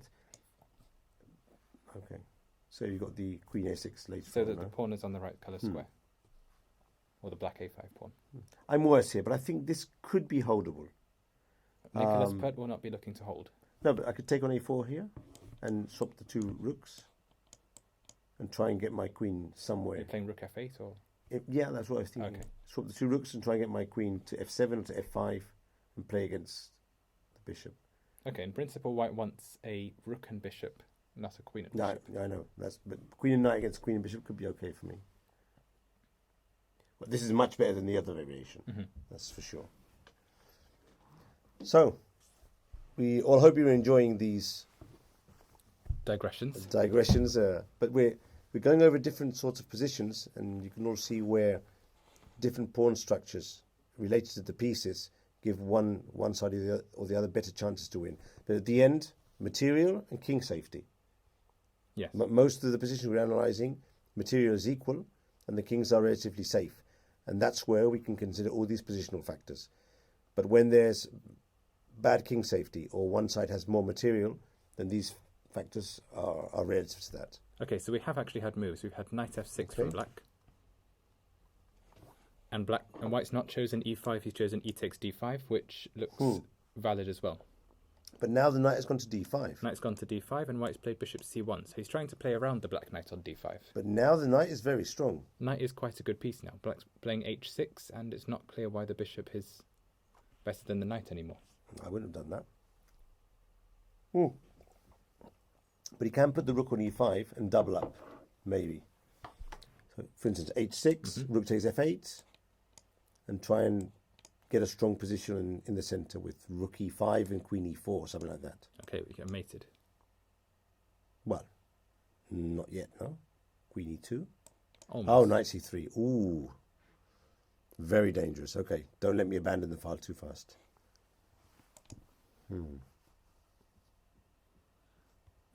This could be a questionable decision. Obviously, the position is maybe still equal Yeah, after queen bishop d2. d2 or... But why did he play that? Yeah. I suppose he thought the position being opened would suit the bishops. Well, The Pert bishop. will be very happy. He's a French player. And he'll have played many French endings with a knight against a dark square bishop. In the winner variation, it's super frequent. Why would he do this? Instead of playing e5 and having a pass pawn. He will have just thought, more closed position will favour the knight, but this is not so. You need to be a bit more subtle about it. Or maybe he didn't see that he had a choice of maybe playing rook f3 here. Rook f3 is a good move as well. But even bishop c1 here was Even not bishop so bad. c1 is fine. I mean, even if the two rooks are exchanged, black's not going to mate you. No. And the e5 pawn will be very useful in an it's ending. a pass pawn. Yeah. So But that's chess, no? You make decisions thinking they're the correct ones, and then later on you see they're not so good. It's happened to everyone. He might have thought that here he has some move which looks good in his mind, and when you get to the position, you see problems. Maybe rook e6, rook f5 maybe. Maybe. There are different ideas. Where's the bishop on c1 now, no? Yes. Could he So, play rook okay. f5? He could play rook f5. Shall we just play normal chess? Rook f8? I can check on, Change the queens. but this is better for black. It's going to be much better for black. I would play bishop d2 and just hold Wait the to a5 move. pawn, leave the Wait black to move. queen on c7 where it is. If black plays a4, then he invites future problems for himself based on Queen the a4 c4, pawn. some chances there, yeah. Okay, so John Merriman and Nicholas Pert. It seems that Pert is slightly better. Still finely balanced, but white may have just made a questionable decision. They and lost have 20 momentum. minutes each. Pert is thinking on his move now. He's already been spending 5 minutes. H6 was an easy move to play, so maybe there's something else. Maybe there's g4. Maybe he's G4. thinking about g4. G4 is like a very maximalist move. Okay, let's go and see the game between Eggleston and Palliser. We haven't seen this game yet. Okay. Eggleston is on 4 points, and Palliser is on 3.5. 3.5, He's yeah. floating up to get the game with Eggleston. So both are international masters, and Richard Palliser seems to have decided this is a game to win. And Okay. he's played a modern. Flicking Okay. through quickly, we have one of these e takes d4 systems that we keep talking about in the Okay. King's Indian. And I'm not sure about bishop h6 from white, although it may still be theory. Queen h6, knight c5, knight f3. So I Okay. really like black here.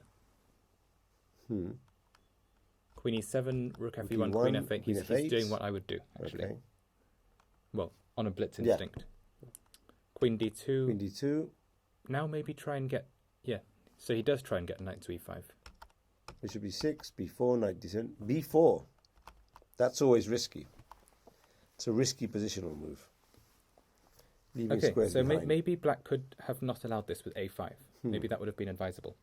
Yeah, a5 with the knight on c5 is very standard kings, Indians, and other positions. So Extremely standard. You want to play. You may even think about playing b5. b4, get a bit of space there. White has no break. I don't see that White can be at all pleased with this opening. No. White has played the opening, I wouldn't say passively, but combining h3 and letting black take on d4, it's more or less equality.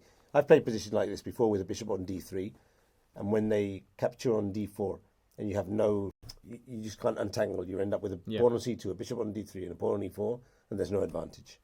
There's nothing even close to an advantage. You might play rook d1, and black just develops. Sticks the e-rook on d8, and maybe tries to very easy to fall in a disadvantage in these positions. Okay, so bishop e6. Bishop b4, e6 allowed White to play b4 knight at least. c7, So he knight has d4. some ambitious ideas. Knight e5, f4. Now at least there's a bit of aggressive play. Queen h6 pins, queen f2 unpins, capture on d3, c takes d3.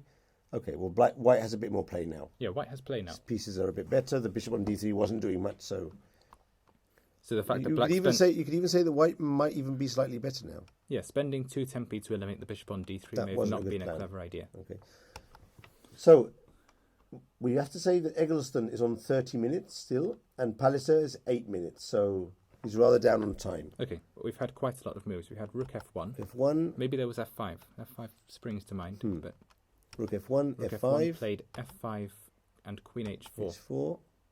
The idea of which is obviously to win a Does piece with threaten g4. g4. Mm-hmm. So Okay, Black so plays queen queen g7, g7, and there's a take. trade of all minor pieces. Take, and rook a8. So actually White won a pawn here. Yeah. So Black sacrificed the pawn or No. dropped it? Black, Maybe he dropped it because of the attack. maybe in this position, he didn't see a better option than to play his knight h5 and f5 setup. But he couldn't see now that he was going to lose the pawn. No. But it's not too much of a stretch. He would have known when he played queen g7 and he spent 26 seconds on that. No. Actually, the line is Yeah. the line is not difficult. Queen h4, you have to move the queen or do something about g4. And there's nothing to do. Maybe there's king g7, but you don't want to play king g7. Very, very suspicious. Also, g4 works then because f takes, h takes, and knight f6 And g5. fails to queen h6 and g5. So queen g7 That's forced. might be forced, and then if that's so, It's all forced. it's all forced. So when did he calculate this? When he played knight h5? When he played knight h5, Palliser may have already thought that he had no better choice than to Then go into this sacrifice position. the pawn. Yeah, that's why he spent 15 minutes there. Okay, so what's happening here? So rook a8, Black has some compensation. He has the e-file and attacks b4, and the d3 pawn is terrible. But his weak. His king is weak. But actually, I would say he made a good decision with all this. He didn't drop a pawn. He intentionally sacrificed Yeah, the pawn, and it's to get out of a bad it's position. working out reasonably well.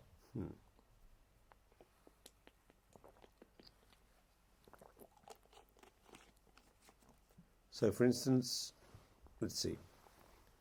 There's no immediate threat from Black except for the b4 pawn. So candidate moves could be a3, could be rook b1, or put the rook a bit more active in d1, for instance, and then go for rook f3, or even c1.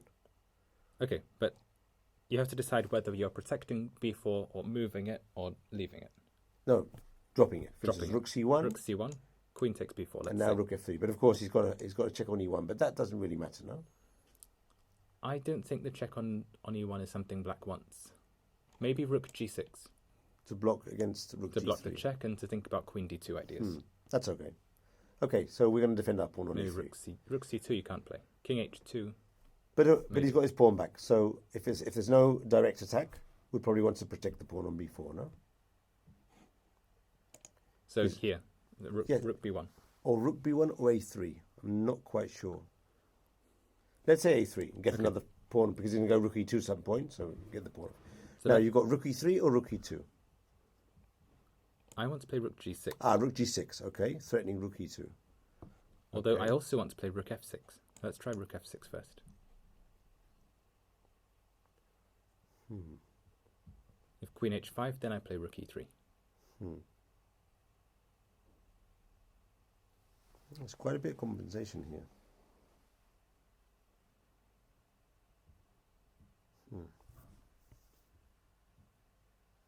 I actually like black's position. Maybe queen h5, rook f8, rook ef8 to attack f4 and d3 at the same But moment. rook e3 is good as well. Yeah. Because what am I going to do? Check on g5 and I thought you would check on g4 and check on c8 and take on b7. but you'll mate me Possibly. with the rook on g6. Okay, let's develop that variation. So queen Queen h5. h5, I think rook f8 is better, Okay, but rook let's say e6. rook e3. Check rook g6. Check. Check. King g7. Check. And king h6. I don't believe this. Say Maybe rook, rook a2. maybe there's no big deal, but Rook a2, rook a f2 if necessary. queen d4. Okay, maybe it is necessary. And now rook g3. Rook Oh, takes no, h3. rook takes h3. Rook takes h3. Let's say I continue not believing this. Rook g3.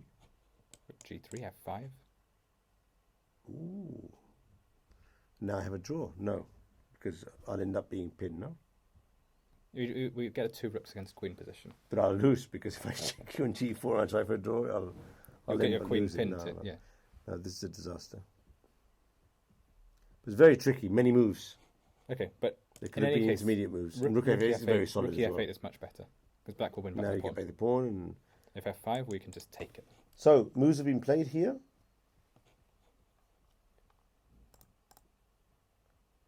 He's played queen g4 check. queen g4 check. Rook g6. And queen f3. Queen f3. So he just gave the pawn back. And black preferred to check on d4. Okay, so he's taking a Maybe different before pawn. capturing it. No, I think before rook e3. Okay. Of course, if he captured on b4, maybe rook b1 would recover the pawn on b7. Maybe that was the idea of white. Then you can give the check. I if can you give it, yeah. want. No, the idea of black's idea will be king h2, rook e3. And to take the d3 pawn or possibly no pawn.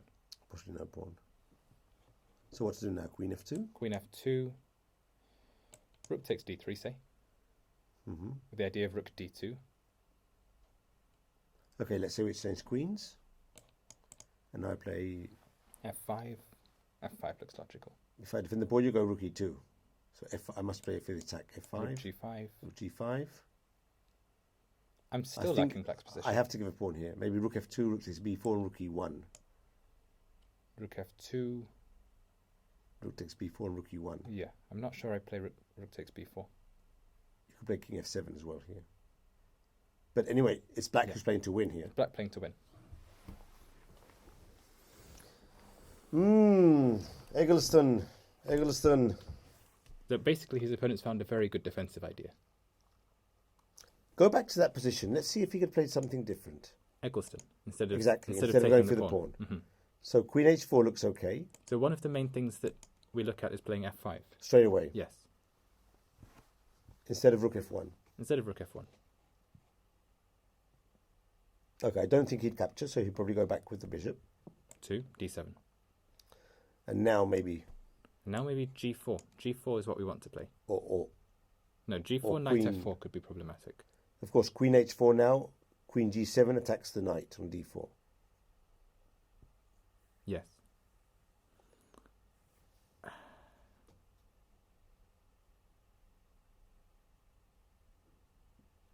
Can What we about now, rook f1? can we play b5?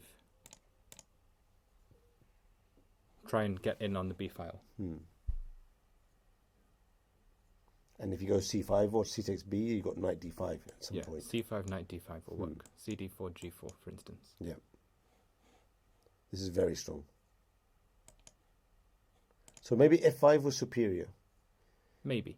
But of course, from White's perspective, if he thought that he was winning a pawn in the other variation and Black's king was weak, he could easily have thought he was better in that position. And when you arrive at the position, he sees that he's worse. Maybe he saw something like this and didn't want to allow Black the chance of trading a queens with queen f4. But you would get to this position, you would play g4, wouldn't you? Or similar. Queen takes, and then Queen takes and rook e3. defend the 2 pawns, no problem. c5, knight e2, better ending. Huh. So rook f1 is In hindsight, obviously. That's the problem. It doesn't look so bad. It doesn't look bad at all. If you see you're threatening F5, and against F5 you've got Queen H4, it looks all very good. You win a pawn.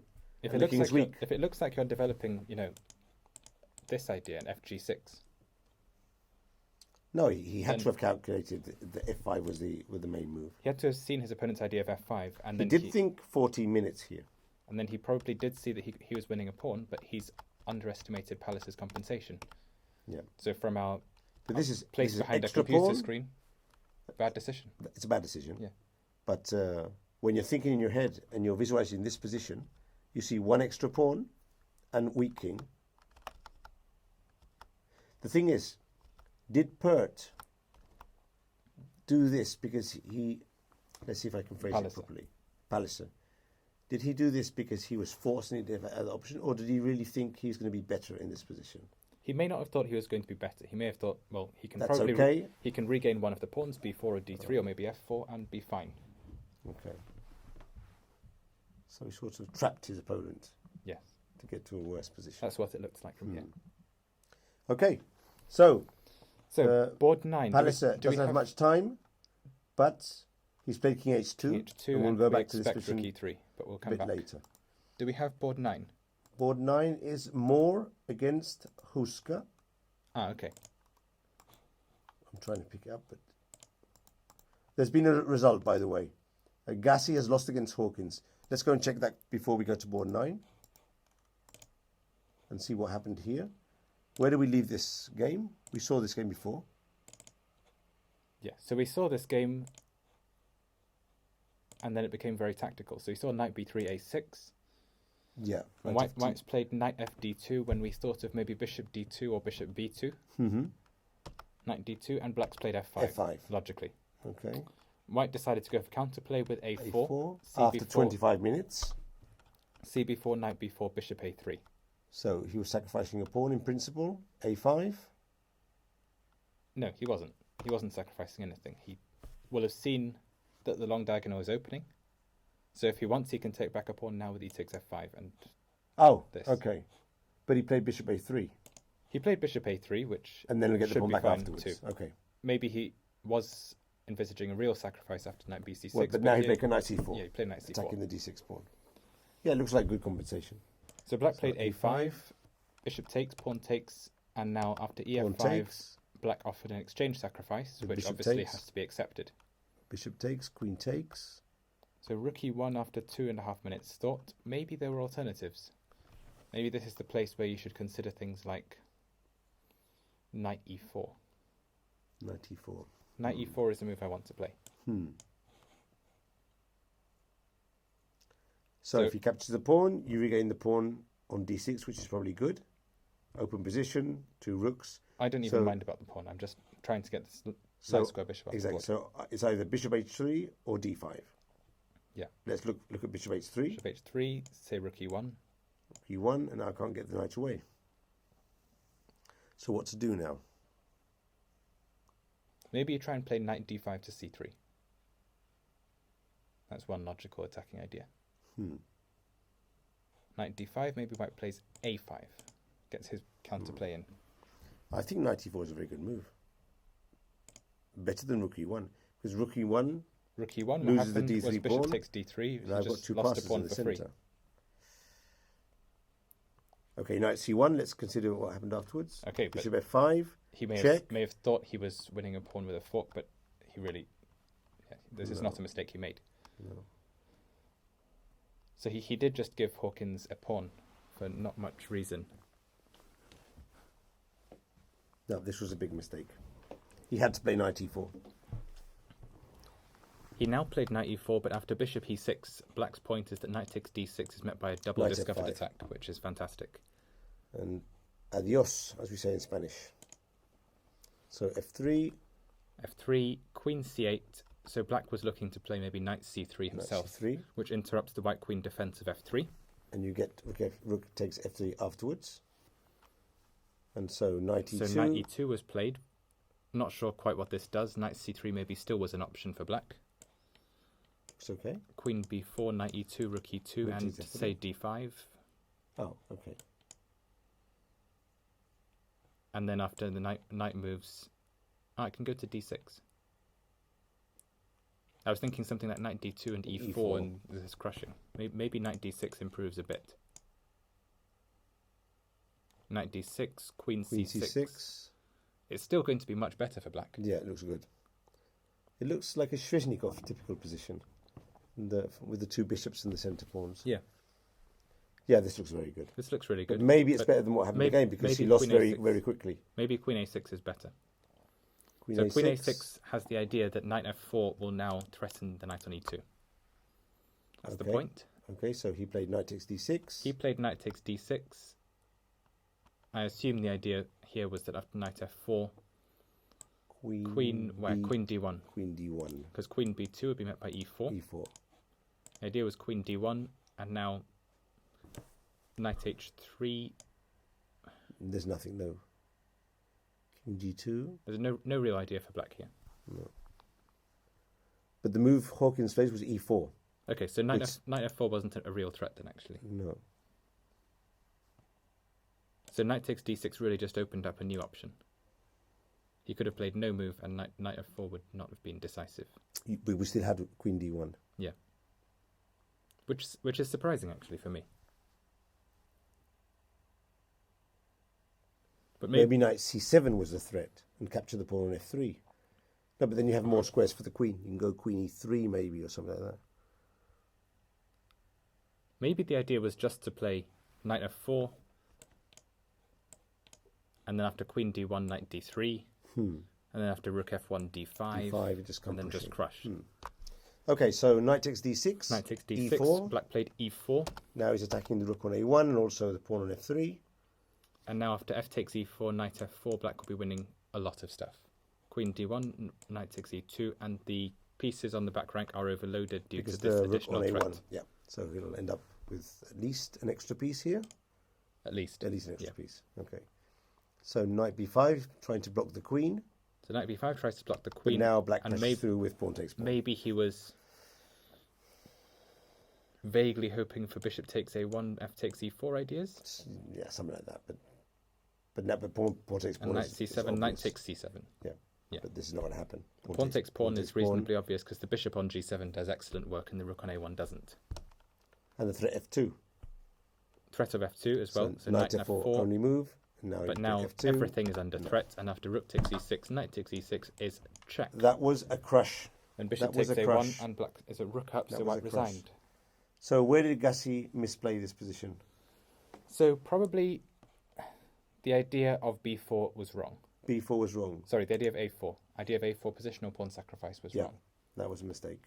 Latterly, maybe there was a defense with knight e4 instead of playing rook e1.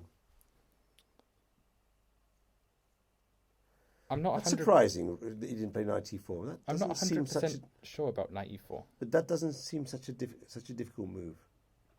I mean, why give up the pawn on d3? It's still going to be practically difficult after knight e4. So for instance, two bad alternatives. For instance, bishop h3 and knight f5. You're not dying, but you're not enjoying life either.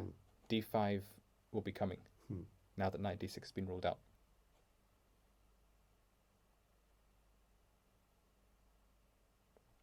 It's surprising that he only spent 2 minutes on this move. It could have been a critical decision. Yeah, it could have been. Maybe he thought it out before, but in the final position, he's very short on time. Yeah. So where did that time go? It looks like he was already down to less than 15 minutes when he made a decision rook e1. Where did he spend all this time? Because it looks as white. Look, he spent 13 minutes, 25 minutes on e4. Ah, okay. Then 7 minutes more. On c takes b4. So he was considering e takes f5 immediately. If a4 was bad, that would... So if a4 was bad, he knew it very soon, actually. No, but what I mean is that more or less certifies what we said other days, that when you spend more than 15 minutes on a move, you're normally going to make a bad move. Yeah. Because you just go round and round and round and come back and, this could be interesting. And then just bash it out. Just bash it out and it's a bad move.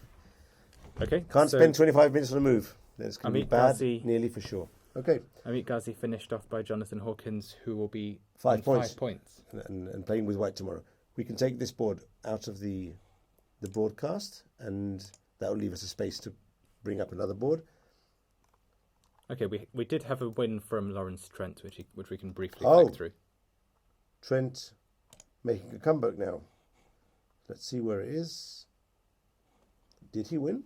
Yes. Oh yeah, here we go. As we saw the game, where do we leave it? After G4, was it? Yeah, he was about to play G4.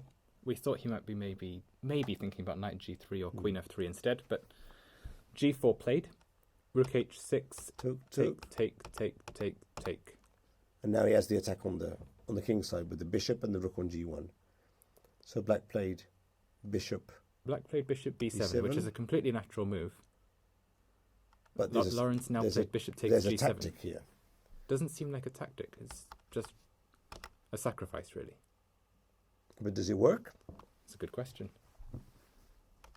So rook G1 check. Is rook G6 forced? It may well be. Because if he plays king F8, what do we play? King H8, surely. And queen C3? If king F8, then queen C3 looks decisive. Yeah, there's no defense now. Well, he does have F6. Yes, rook H7 maybe. Rook H7. If F6, then queen G3 is over. And rook H7, maybe you have queen G3 anyway. Or maybe just queen G3 now. Or just queen G3 now. The pawn on D6 is... No, this is important, actually. Queen C3 first, and if rook H7, then queen G3. As otherwise, black might have been able to take on D6. Okay, so with that subtlety, king F8 loses. King H8, queen F5 does not inspire confidence, but maybe it's okay.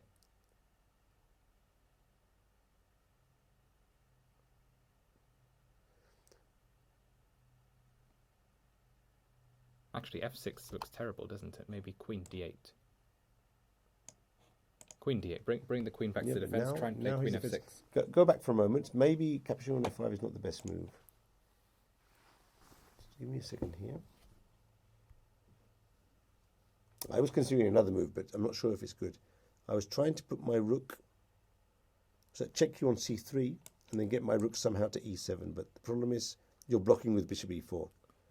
The G rook or D rook? The D rook. Then I can take on D6. Yeah, that's the other problem. So this is not good. Okay, so we have to capture on F5. Capture on F5, I play queen D8. Queen D8. So maybe the sacrifice was not completely sound. Okay, but this is just me flicking out moves. So queen takes F7. Not rocket science. Queen F7, queen F6. Queen F6. I suppose I have to carry on capturing pawns. Well, then I play to mate you, don't I?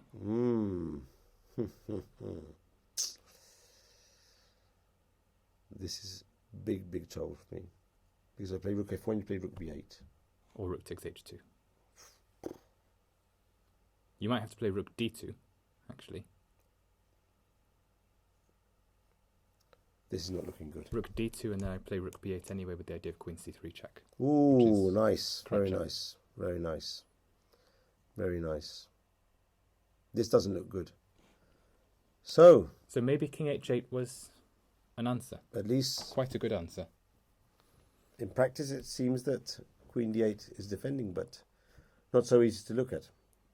But he played rook G6, which also looks okay. Let's see what happens now. Check. King H7. King H7, rook G3. Rook G3. So he wants to play rook H3 at some point, and if he exchanges, he'll capture with the queen and then play rook G1. Okay, so now black made a mistake. He played bishop G2, which blunders a piece. Yeah, that's a bad move. Blunders a piece due to the fork on H3, and black will be toast. And we can stop looking at the game after this move because that's a bad move. But let's see if he has better defenses. For instance, what could he have done here? Well, king G8, I suppose. King G8? King G8, rook H3, rook G7. Rook G7, okay. Yeah. Now queen F6. And queen F6, what's that trying to do? Just go to H6. It's the only idea I can see. But it looks strong.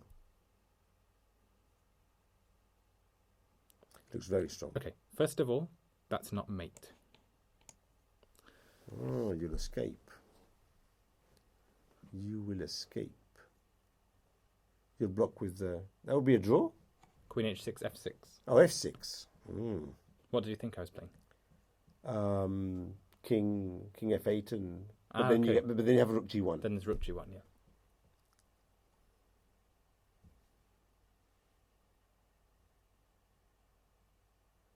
Well, this is not so easy. If there's not mate, you're counter-attacking. I'm thinking that maybe this sacrifice was not entirely sound. I don't think it was sound.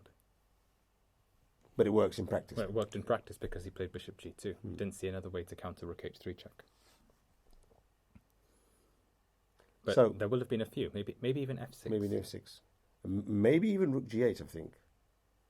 I couldn't, because rook h3, rook h6. Uh-huh. I didn't even see a way to win against rook g8. Rook g8, rook h3, rook h6, rook h6, king h6, queen f6. Ooh. Rook g6, and this is mate. Mate. And if I play king f7? H7, then this is mate. This is mate as well. And queen, where? e7. e7.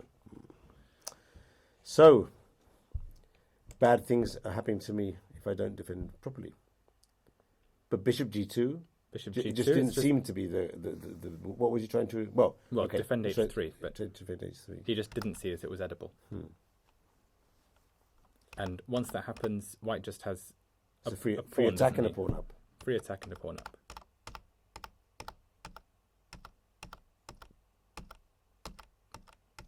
Yeah.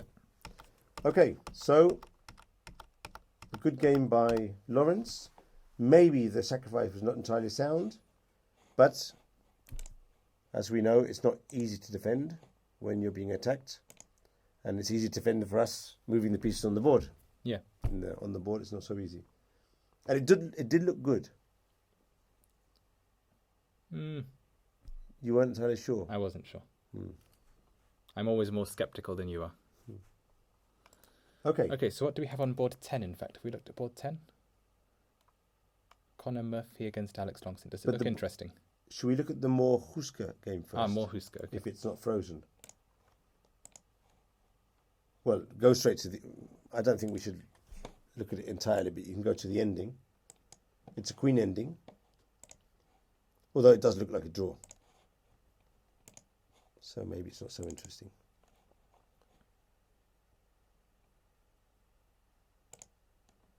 I'm thinking that if black captures the pawn on e6 at some point, white will capture the g5 pawn. And looks as if it will be a draw, but... Okay, I'm not seeing black's plan to win this, but there might be one. And I think it would be black with the plan. Something like queen f6, queen f4. Maybe. Or... Put the king on e7. I would be trying to play c5, just so that the pawn on a5 is undefended in pawn endings. But the 3 against 2 with queens? Are you gonna win? I would back myself in 3 versus 2 with queens. Preferable to this. Also, there's your idea of queen f6 to f4. Or combine the two things? Yeah. I mean, how exactly is white going to defend against queen f6 to f4? Well, he can't. He can't. He can't. He might have to try queen f5 now, proactively. Just to stop the queen from ever getting there. Well, the last move of black was a6. Yeah. So white can play queen f5. Queen f5. And now this is a good moment to play c5. Because now you're threatening to capture and check on e1. You're making it an idea. You may not want to do it, but if you have no other winning try, you will do that. But do you think that's a winning ending? 3 against 2 on the same side. I've defended that ending. Yeah. I defended the 4 against 3 against Hambucci's 2600. And he had a pawn on h4 against my pawn on h3. Okay. My king was trapped, and I still got a draw. You can try and win it, obviously. Yeah, but with good defense, it should be a draw. I think I've won it before, 3v2. But with a good 3 against 2 pawn structure, with the pawn on h3 or on h4, just starting off anywhere, f3, g2, h3, I think. Anything can be won. Yeah. The thing is, with a decent defense. Yeah. So it's a 70%, 75% chance to win. And okay, but here, black doesn't even have to do that. Say king a2. King a2. Okay, if you want, you can still get that ending with, for instance, Queen C7. But maybe it's also possible to try Queen G7. That's a good move because now, Now, if Queen he G4, goes back, you then Queen F6. get your Queen F6 in. Yeah, that's a good idea.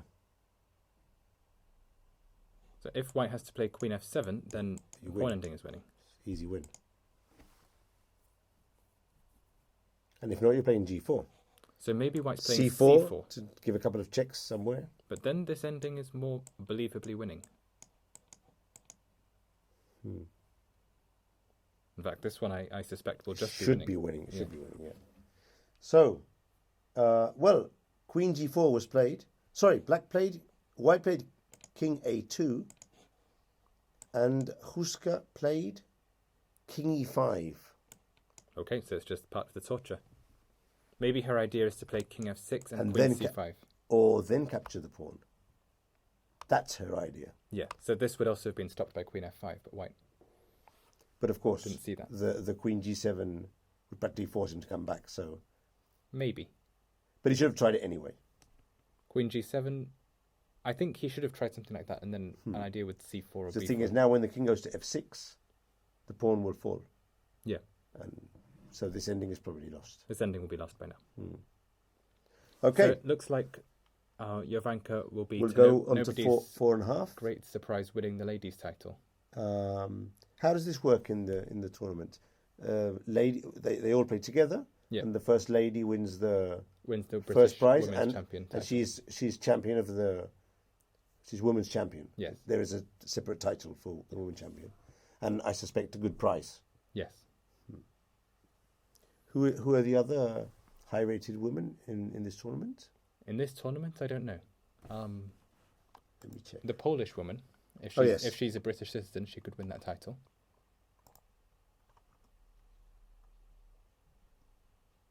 Ketevan Arakimia Grant is a grandmaster. Okay, so we have Ketevan, we have Jovanka, two very strong players.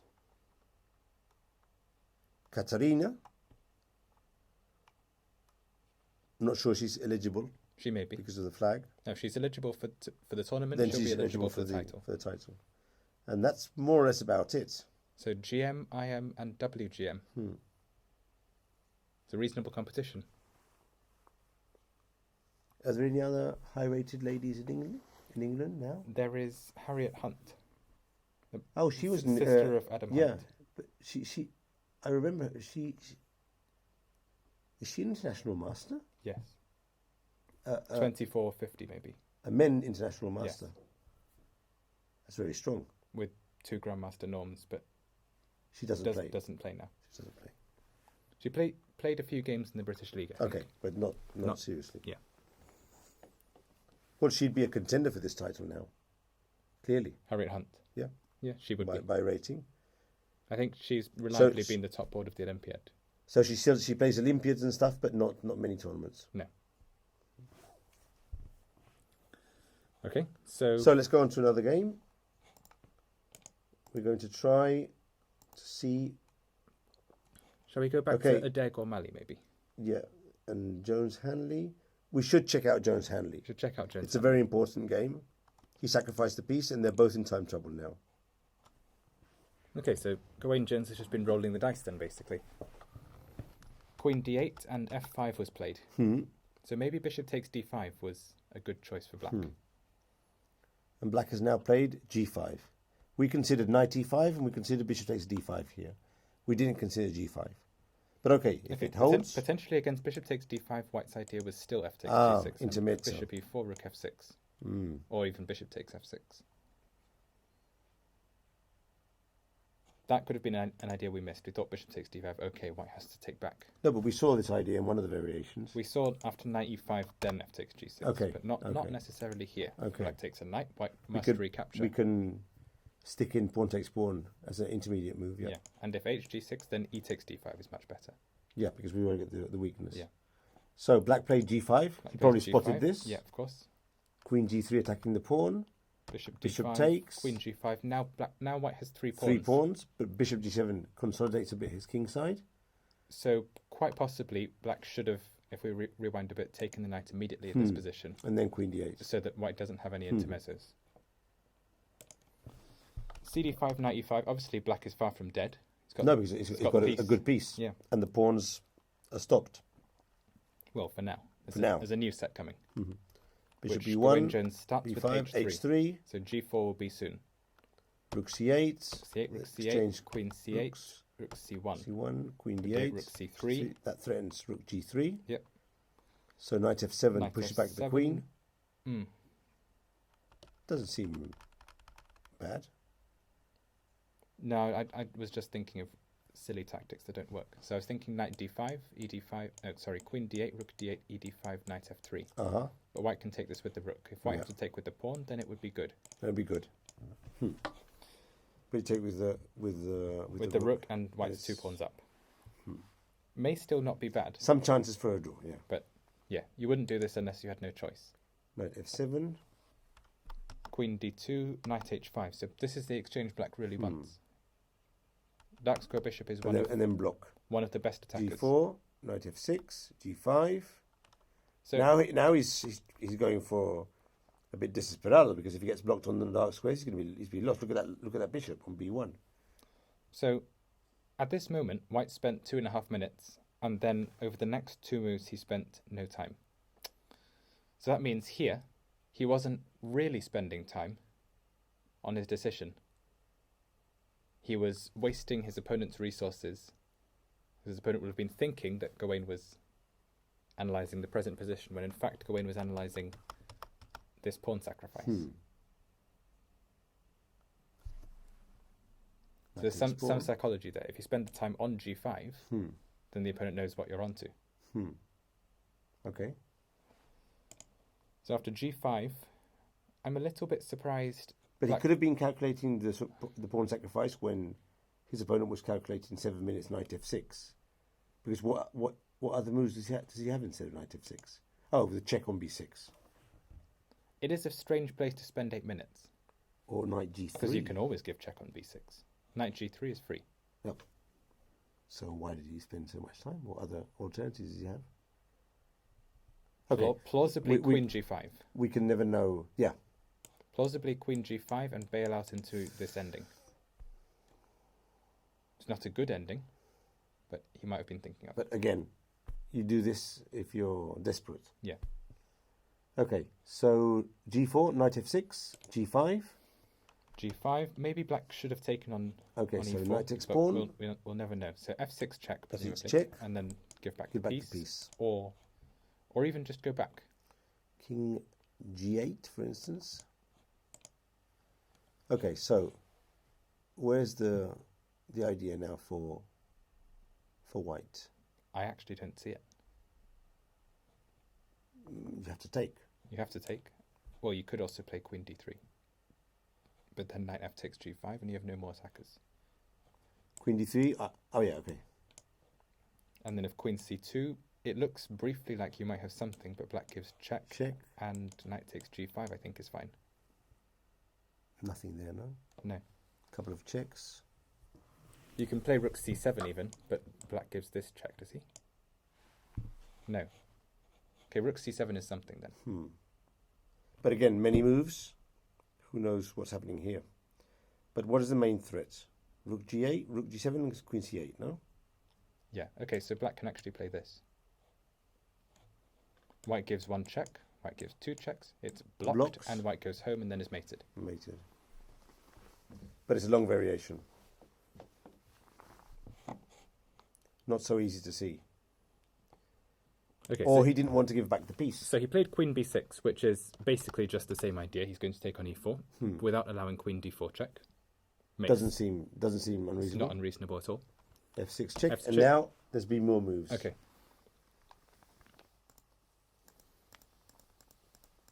Okay, so f6, king f8. f8, logical. Doesn't give back the piece. Bishop takes e4. Ah, this is a difference actually. In the variation we looked at before, the black king could go to g8. Yeah. Now the black king can't go to g8 because if bishop takes e4 and rook c8. And rook c8. Okay, maybe it's not mate, but this is not something you want. It's a bit different. Yeah. Okay, so he played knight takes e4. bishop takes, king f8, knight takes, bishop takes, rook takes, rook c8 check, rook e8, queen c2. Queen c2. Okay, now, Gawain Jones has 3 minutes left, and his opponent has 5 minutes. How many moves are we on? 26. 5 moves to the control. 3. Okay. Oh, sorry, you're in a... Okay. I thought, Yeah, should promote the variation. Okay, so 3 moves. 4 for black, no? Yes. 4 for black. It doesn't, at first sight, look like a terribly difficult 2, position. 4, 6. 4, it's piece for 2 pawns. So what he might be thinking now is, can he take on g5? I would be inclined to say yes. I don't see anything there. There's nothing at all. You can play rook e8 and queen e2, and then black just leaves via this door. He has to find king h5. What happens if he goes to f5? Is that okay? That's also fine. Because there's queen f2 mate. Well, nearly mate. Yeah, mate and 2. So Yeah, he's taken on g5. He's taken on g5. So unless Gawain Jones has seen vastly more than us, he might be dead, in fact. I think he's missed something. He's missed it.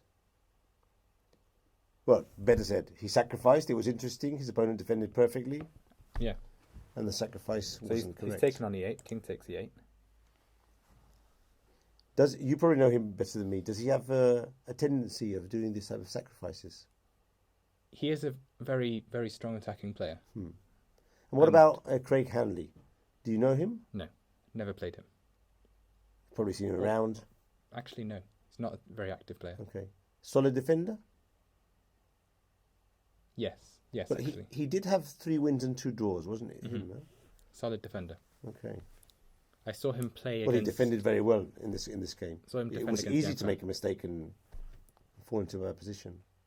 It's never easy to defend against a sacrifice where there's 2 pawns and attack to your king. Yeah. Sorry, you were saying you saw him defend? I saw him defend against Yang Fan in the British League. Okay. So queen e2 check has happened. Yep. And now we're expecting king f7. There may be nothing wrong with king H4? g7. H4 against king f7 Ah, to play queen e6. Could that be his idea? h4. It does seem a bit desperate, I must say. But if it works, It does trap the knight. well, if it works, Jones might have seen it before.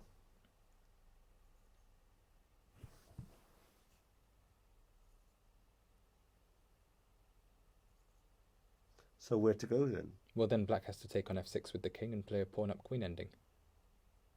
Yeah. So king f7, So there should be no losing risk there, but h4, it's new. king takes f6. He's just playing king f7. h4, king takes f6, and now what to play? To take on g5 straight away, or are there any other interesting checks? There is a check on b2, but it doesn't seem to be very different. Check no? on f1, black may play king e5. Because if king g6, white will be taking on h7, I think. There is a check on f2 there.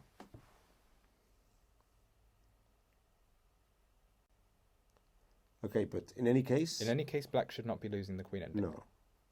It's if Could he win? It's if he gets mated now. But he won't be. So, h4 played. h4 played, king takes f6 must be played. King takes f6, pawn takes knight, king takes pawn. And then Probably a queen draw, no? e7 check. Probably And a draw, white no? should have perpetual unless black is desperate to play on. And what do you think black will do? He's playing with black against... King f7, A h4, very strong player. king f6, hg5, king g5, queen e7. What to do here? So black can just do this. That's a draw. But having passed the time control, he may want to do this. Give the pawn Takes no risk. and start giving checks himself, no? Queen h7, then he wins the d5 pawn. No, then He'll play this. fantastic. So what other moves can he play here?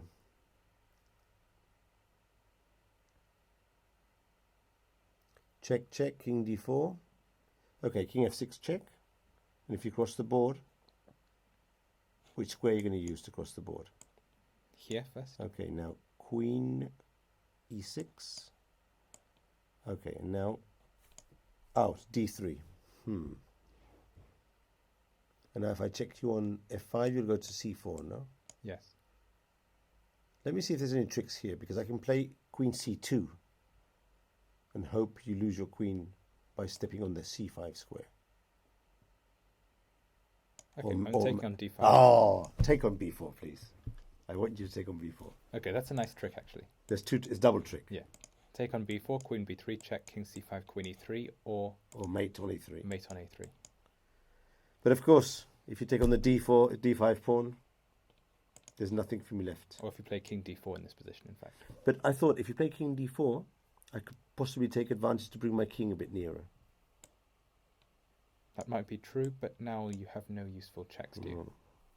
Okay, black has now played king takes f6 and passed the time control.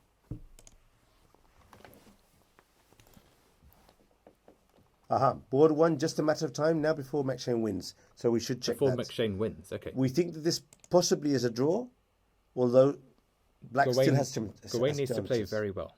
Okay. So let's check the board number one. I suggest we check the board number one, and then we take a small break because the players are arriving at the time control, and then we can continue afterwards. But we should stay here until the first board passes the let me time see control. How many moves are they on now? 38. Okay, so we still have a couple of moves. 2 minutes. There's no big problem with the time control. So it's 2, 4, 5. So it's a rook against a knight and 2 pawns. This is essentially done. Yeah, it's finished. Let's see how this has arrived at this position. We left it at b3. We left it at b3. Let's see how So we white attack. decided to play Rook slowly, c8. and Bishop b2. he built up his d5, attack like rook so. e4. And rook a4, so a4. including the queen side. Rook Rook d8, d8, rook g1. rook So g1. black just has everything under attack, basically. So it was more a matter of coordination, not direct threats. Yes. Interesting. Very interesting. Just put your piece on good squares and let the game decide for you, no? Basically. Yeah. So rook e1. Rook e1. Black You could have played rook e5, no? may have made a mistake, actually. So knight h5. He Could would have have gone- missed that his pieces were overloaded a bit. Oh. That's a nice tactic. So what can black play instead, though? Is bishop e5 legal? Bishop e5 might be a better way to give up the pawn if you have to do so. And rook takes a7 check. But of course, now white is looking to win this game. Yeah. He has a good minor piece and So can you keep everything is the next question. Can you play bishop d6? bishop d6.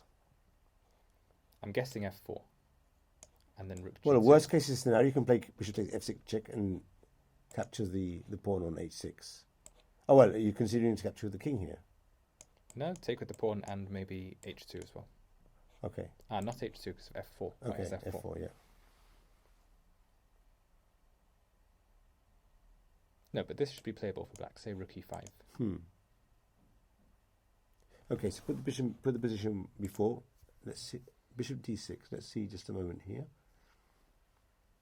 So if I go f4, where are you planning to put the rook? Rook g2. This looks a bit suspicious, just a bit. But It looks trapped, actually, so we'll ignore that. I was going to put the bishop on c4 and try to hit you with queen h3 or something like that, but Yeah, this is even it's better. trapped. This is even better. Okay, so there were So he's tactics. in trouble. He's in trouble here. So black But I like the way white has coordinated all Yeah. his pieces. The rook on the a4. fourth, It's very nice. attacking a7 and f4, and the 2 bishops. This is very well played by Luke McShane. Okay, So he won the exchange here with this tactic. well, pawn. Well, a pawn. But he breaks up the defences. Yeah. Now he just has to use It some might be technique. possible that Howell saw this tactic Yeah, and preferred this position than the other positions. realised he was just doing badly anyway. Thought he Rook might be able to hold d4. this position. h3. Okay, the tactic here is that after h3, black's losing even more stuff. It's rook g2, bishop e4, rook takes f2, queen h8, wins a knight. Nice losing. So he gave up the exchange, but now he's definitely finished. Yeah. So they're still playing. Yeah, But but Now they've passed the time just because control. of the inertia of the time control. I wouldn't be surprised if this would be a good movement to resign. Yeah. They've now passed the time control. David Howe will respect his opponent enough. There should be a resignation. That's very well played by Luke McShane. I have to commend the rook a4 idea again. Just using the fourth rank, lifting it to somewhere where it's not immediately useful, but it just pressures f4 enough that the next tactics work out.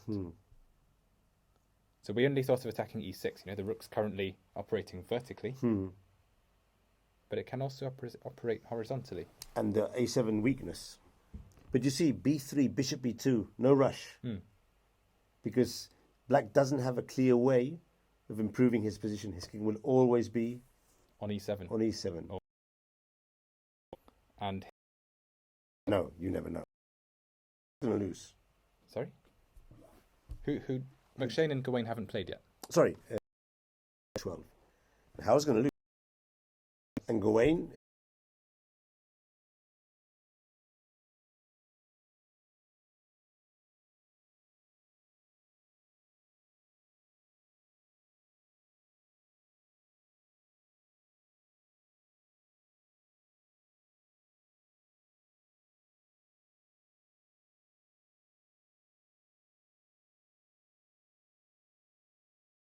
Either Hawkins or Gomali will play with white against Luke McShane.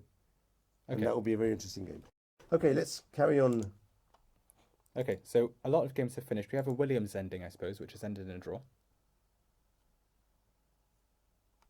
Okay, so they're still playing this ending. They're going for one of the they've gone for the position that we looked at, but we'll see it later. Yeah. And We'll see the Pert win, maybe. we could see the Pert win or the Ems win against Mary, which could Ems has won, has he? be important because he's on 5 points now as well. Okay. So probably this is the game to go over. Okay. So since we saw this last, Yeah, we left it more or less in a we left it more or less with the queens being exchanged when on the a5. queens were coming off. So white just has a space advantage, but in most of these situations, nothing terrible happens to black.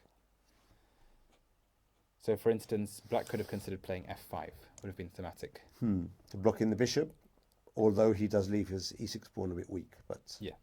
nothing. And if white does nothing, black may take on e5, and that structure may in fact favour black. No, he has to play, but he can't play bishop f2 because plays you bishop capture f2. and bishop d6 if you capture the rook. Well, it's possible. It's possible. You could go to c1. If you go to c1, black's playing, as in the Caro-Kann, knight f6 Yeah, to e4. and knight e4.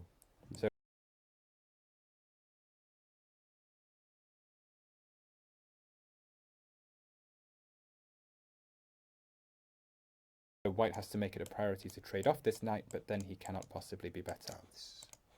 Say like this. This is probably a draw, but black is perfectly fine here. Yeah. So how did the game go? He went knight b6. He went knight b6, which may be a slight error, actually. He The should knight be is trying, dominant. should be trying to exchange knights. Yeah, the knight is dominant on e5. He maybe still thought he was better by normal methods, which is why he was trying to trade off his bishop for the knight. Bishop d6, a3, bishop takes e5. Now, as with the Pert game, this looks like a place where the knight should be better, but really isn't. This is tricky. I've seen these endgames. These endgames are a bit more tricky. The knight is not stable on d5. No. And there's the f5 to work. The king is very well placed on e4 as well. No, white is slightly better here. Unless black can actually cement all of white's pawns with b5, a5, a4. Yeah. Then the queen side's going nowhere. The black knight always has the c4 square, and black can be He better. tries it now with b5. Tries with b5, king g3. So white's going to double on the f file. That's the plan. Rook e4. Okay, so once black defended f7 enough times, white decided it was time for another plan, which in this What's case will be G7, rook g4 or rook h4 possibly. In fact, maybe rook h4 first, forcing h6, and then rook g4 causes problems. So So black plays g6 d6. with the idea rook h4, h5, and just leave all his pawns on light squares. But white attacks with bishop h6. White's playing Rook moves. Bishop g5. perfectly rook sensible f1. moves. Rook e2. Now double again on the f Now file. he's with the threatening to idea- win the pawn. So the idea is say a5, a5, rook f2, rook c7. and now this kind of thing. That's the maneuver. Very good. He could still play king a6 and rook b7, but he's practically in Zugaron there. In this The case, king can go in In this case, there's knight e7. But this is a trick that he can prevent with some Say king h2, king g4 move. and now this. And white's still threatening to win the pawn. It's not clear how black can solve the problem. No, In the long run. moving the king to a6. Sorry? Oh, Uh, king to a6 after Yeah, this, king for a6, instance. bishop f8, and rook b7. But the problem with this position is 'cause in the end, white should maybe play king g4. No, carefully. First rook f3. Rook f3, and now, for instance, and king then h4 try and to get the g5 king- to h6. If we get to h6 and g7, Yeah, and It's we gonna keep win. both pairs of rooks It's on the gonna board win. to keep the bishop on c5. This It's rook on gonna win. f2, this is protected. We're good. it's a case of a bad bishop, but a very active bishop, and black has no targets Yeah. and has a weakness that can be exploited. So, very good. So, So what happened? Probably something like that. more or less this, actually. So white played bishop f8. Black put the... That's sensible because if he chooses f7, at least b2 will fall. They can do that at the best moment. So, actually, black was successful in that he managed to play c5. Uh-huh. So the point is, if dc5, knight c5, and then white doesn't take it, there will be knight e4. Okay, King h7 will actually lose an exchange to knight e4 okay. due to knight g5 check. So he played So bishop maybe takes rook f4 is the best method right now. instead of capturing. I like the idea of rook f4. Just keep the status quo, no? And the tactic always works that if f5, then white can just take it. f7. Yeah. So let's say he captures on d4. Capture back. And then maybe Now tries king rook, c6. king c6, d5. Yeah. Take on h7. Take on h7. King d5, king g7. You can never take on d4. Hmm. This looks to be winning as well. But he chose to go for a minor piece swap. He took on c5 and now g4. I suppose it's winning. Why But would he do g4? He wants to play king g7 and doesn't want to allow f5 for some reason. that must be it. So king h7, f5 check, king g6, Rook g7. king d5. King d5 is precise. Hmm. This was the counterplay. And king f6, rook f7. Hmm. Okay, so now white still has a huge advantage. He should play this actually. Is what it looks like. Yeah. And then after rook d2, he plays rook f6. f6. No, And actually no, this is check. no. But of course, with the pawn on g4, this variation is winning. But I don't think you calculate it so long, no? Yeah. You just see that king d5 is trouble because if you defend the pawn, there will be Then mate. they would check. So he puts the pawn on g4. Puts the pawn on g4. Maybe he might even put rook on f6. Okay, well the idea of g4 is that in the lines with f5 check, he can always hide behind it, On like so. g5, h4, g3 if Yeah. necessary. Okay. And black doesn't have useful moves. He played king d5, King but d5, then rook e3 protects. King c4. So presumably black was worried about exchanging one pair of rooks. Hmm. So if he does nothing, maybe white exchanges one pair of rooks to reduce the counterplay And before now, playing and king now h7. goes king. Yeah, Maybe, but maybe not. maybe not. But h4 is very interesting as well because he's got the idea of playing the pawn to h5 at some point, and then when he captures on h7, he'll already have a passed pawn. Mhm. So in all these endings we're seeing, if he gets his pawn to h5, then it doesn't really matter. You could just exchange one rook, and even if black's rook comes in, I mean, he's promoting his pawn. Okay, but black has essentially no counterplay, so He can can't do play, anything. So there's time to He can play improve. whatever move he wants. King b3 though. I don't understand why the game finished. So Well, he so blundered a far. rook. Rook d3, rook f4 check. Oh, wow. What a mistake by Alan Mary. What a mistake. Was he losing anyway? Probably, but not so dramatically. I mean, king b3, and then we try and bring the rook around. Wow. That is a huge mistake after defending so many moves. So say h5 and then rook bc7, trying for rook c4. It's not clear that it has to be over right now. Okay, let's calculate rook, king takes pawn, see what happens. The king takes pawn, g takes h5. Okay, pawn take. Takes f6 check. F6. F6, and I give you the b2 pawn, and then I take on h7. Is this too risky? Yes. It's very risky. You could also capture.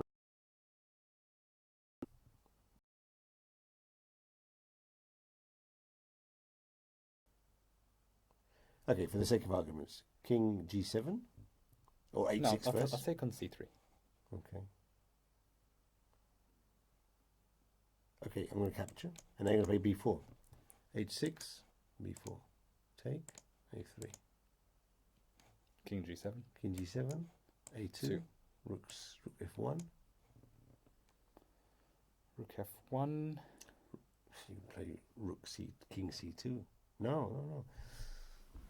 This is interesting, but of course it's super long variation. Okay, so king b2. But now I can play h7, Then f5 check, and you'll lose. f5. Do I lose? But I've got a pass pawn as well. True. But it will be lost.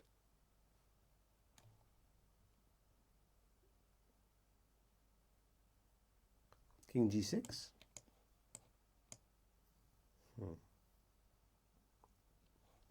b5. Yeah. Okay. Say queen. Take. King g7, f4.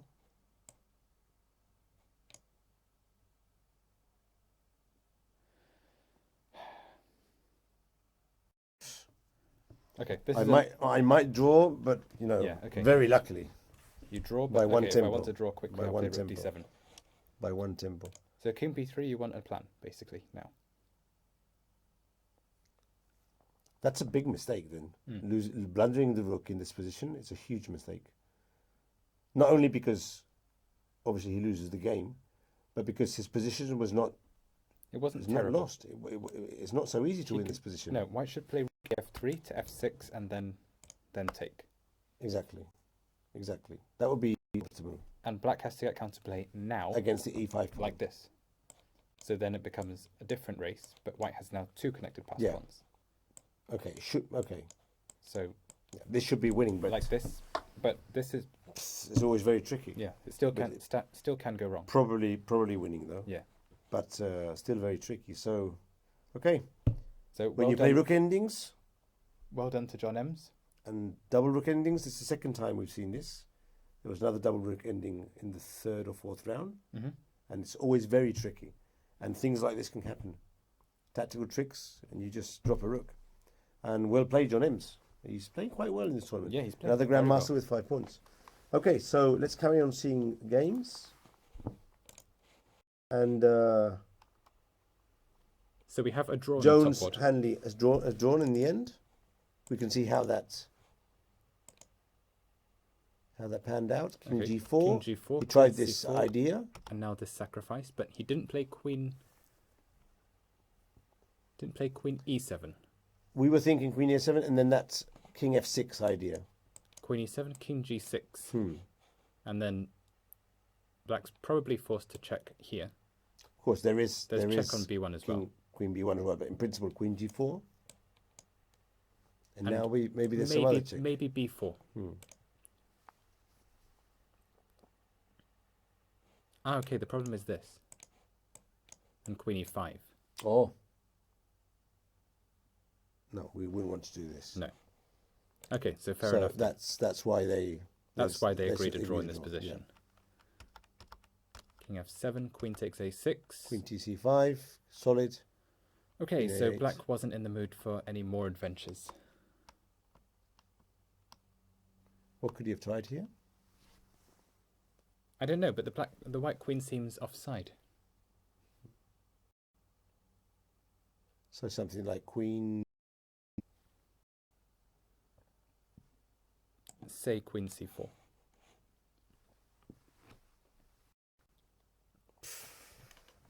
I don't know. Gawain Jones could have been made to suffer even here.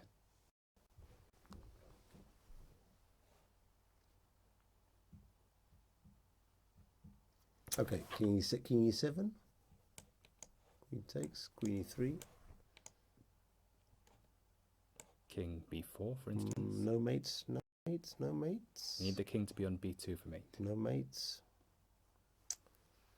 Okay, obviously this is advantage for black, and maybe king f6 wins a pawn by force. possibly because there's no. Does he have? No. Well, this is not. Queen a8. Queen a8, still king e5, or in fact now queen a4 is a move as well. I was thinking queen h8 now. Does this change anything?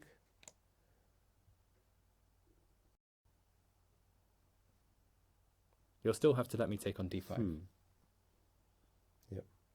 And queen a4 has some checks that I can do as well. Yeah, and as long as the queen is protected by the pawn, there's no risk of losing the queen. Yeah. Yeah. You could have tried this. So Craig Handley, after his great play, may have even had a last trick up his sleeve, but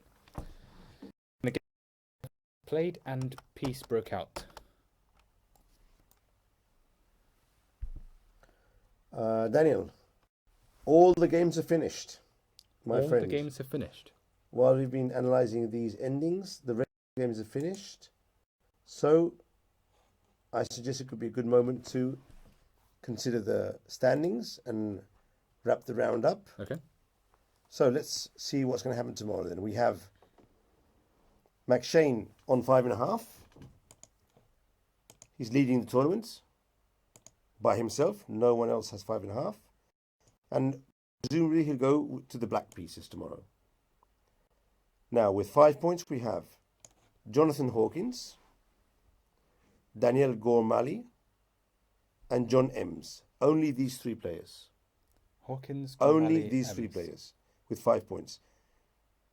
So, because Howell, as he's lost, he stays with 4.5, and Jones also with 4.5.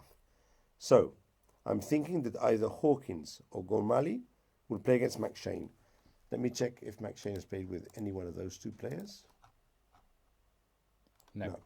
So, in principle, if there's nothing strange, it should be Hawkins, because he's the higher rated player and he hasn't floated. So Hawkins will take on McShane with white, and Gormali will take on John Ems with white. And I'm thinking that Gormali is a favourite against John Ems. He's playing very well. Yeah. And he has the white pieces. No, hang on. Have they already played though? I think they have already played. That would change things. Yes. They've played. But that is important, because that means if they can't be paired, then Gormali will take on Luke McShane. Yes. And Hawkins, if he hasn't played with Ems, will play with John Ems. So Gormali, Luke McShane, a very important game on the first board. And Hawkins, I think he's a favourite with white against John Ems on the second board. And then we have many players with 4.5. Among them, we have Howell, we have Jones, we have Peter Wells, Eggleston, Nick Pert. Zoe, also Nick Pert, and also Jovanka Hoska, Yes. who's making an appearance in the first boards after defeating Graham Moore with black. And another surprise player, Connor Murphy. Do you know who Connor Murphy is? Yes. He is very low rated, 21.54, but has now got 4.5 points. And he's performing 22.30, so not much, Not but real. look, he's defeated Claridge. No, it's because he played an unrated player.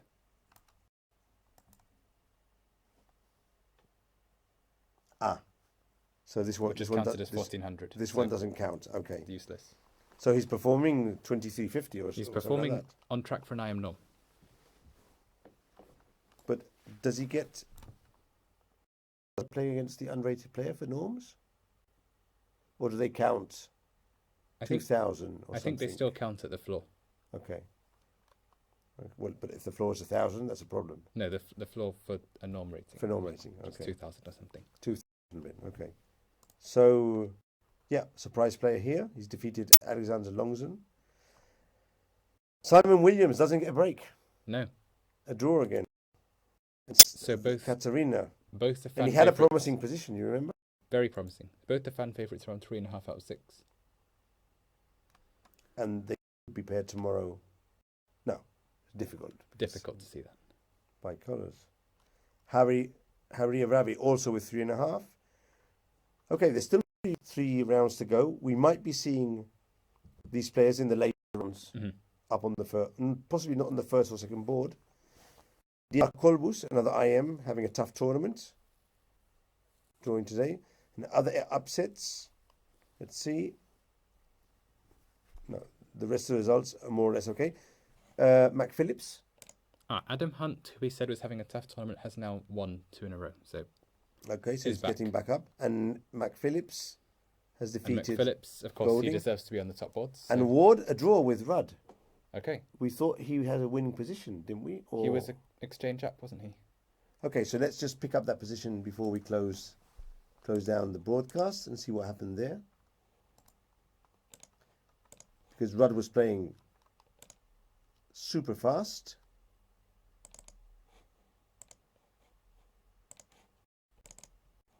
There you go.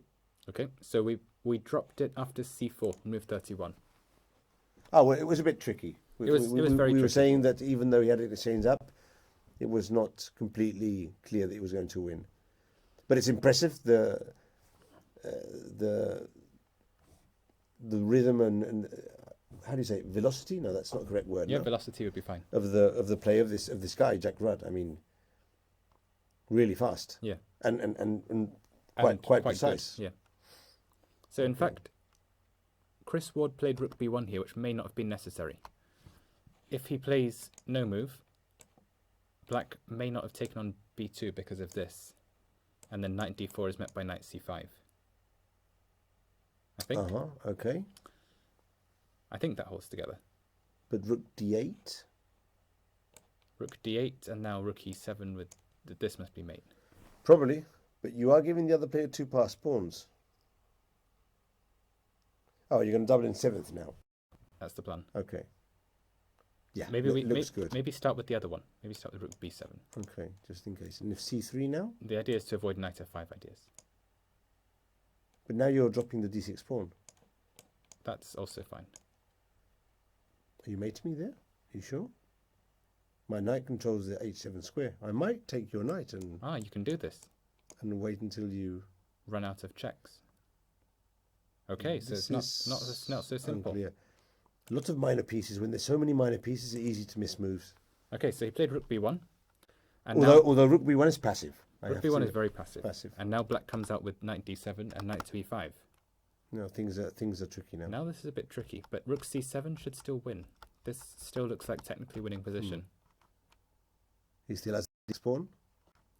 Still has the D6 pawn. The C pawn is going nowhere. Yeah, this looks better than the other position. Yeah, this is a better version. So let's see what Knight happens. D8, Rook B1, Knight E5. Maybe he rounded the pawn and picked it up. Yeah, I can see what's going to happen now. It's going to end in a 3 against 2 on the white board. Most probably. So now that White's Rook is stalemated on C8, Black decided to play this, and he calculated, I guess, that he could round up the pawn. With Knight E6. Okay, because of Knight D7, Knight C5 is the idea. Yeah, still some tricks there. So Knight E6 was played.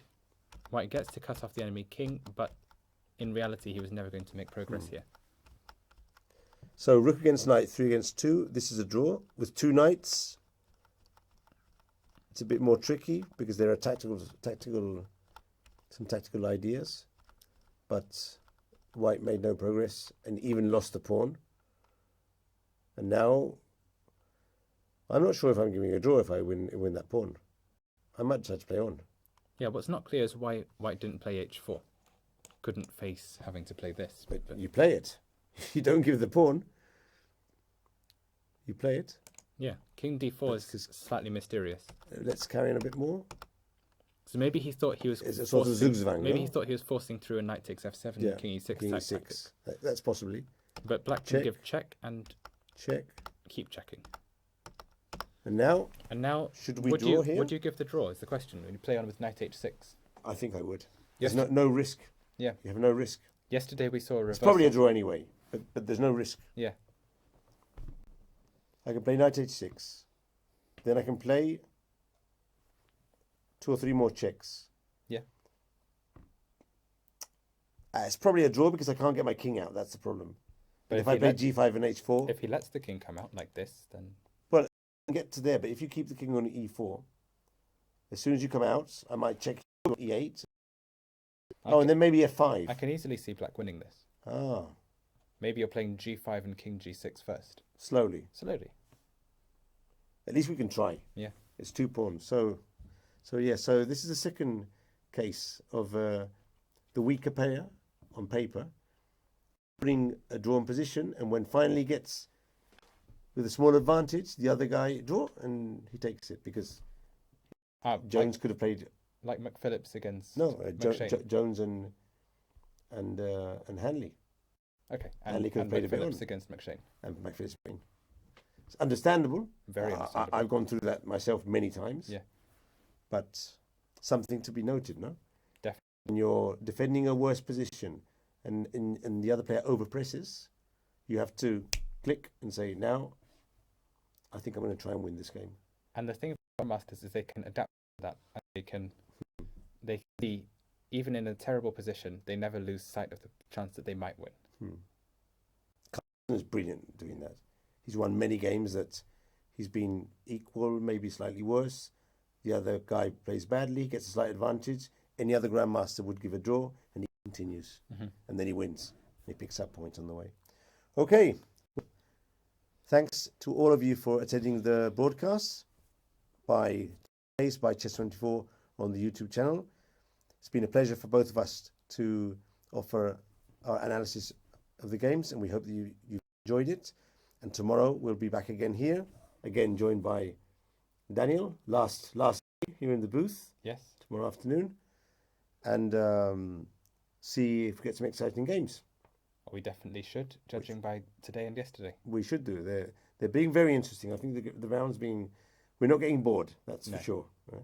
And we have the opportunity of being able to scroll through many different games. And again, hope you've enjoyed the analysis, and see you tomorrow. See you tomorrow. Bye bye.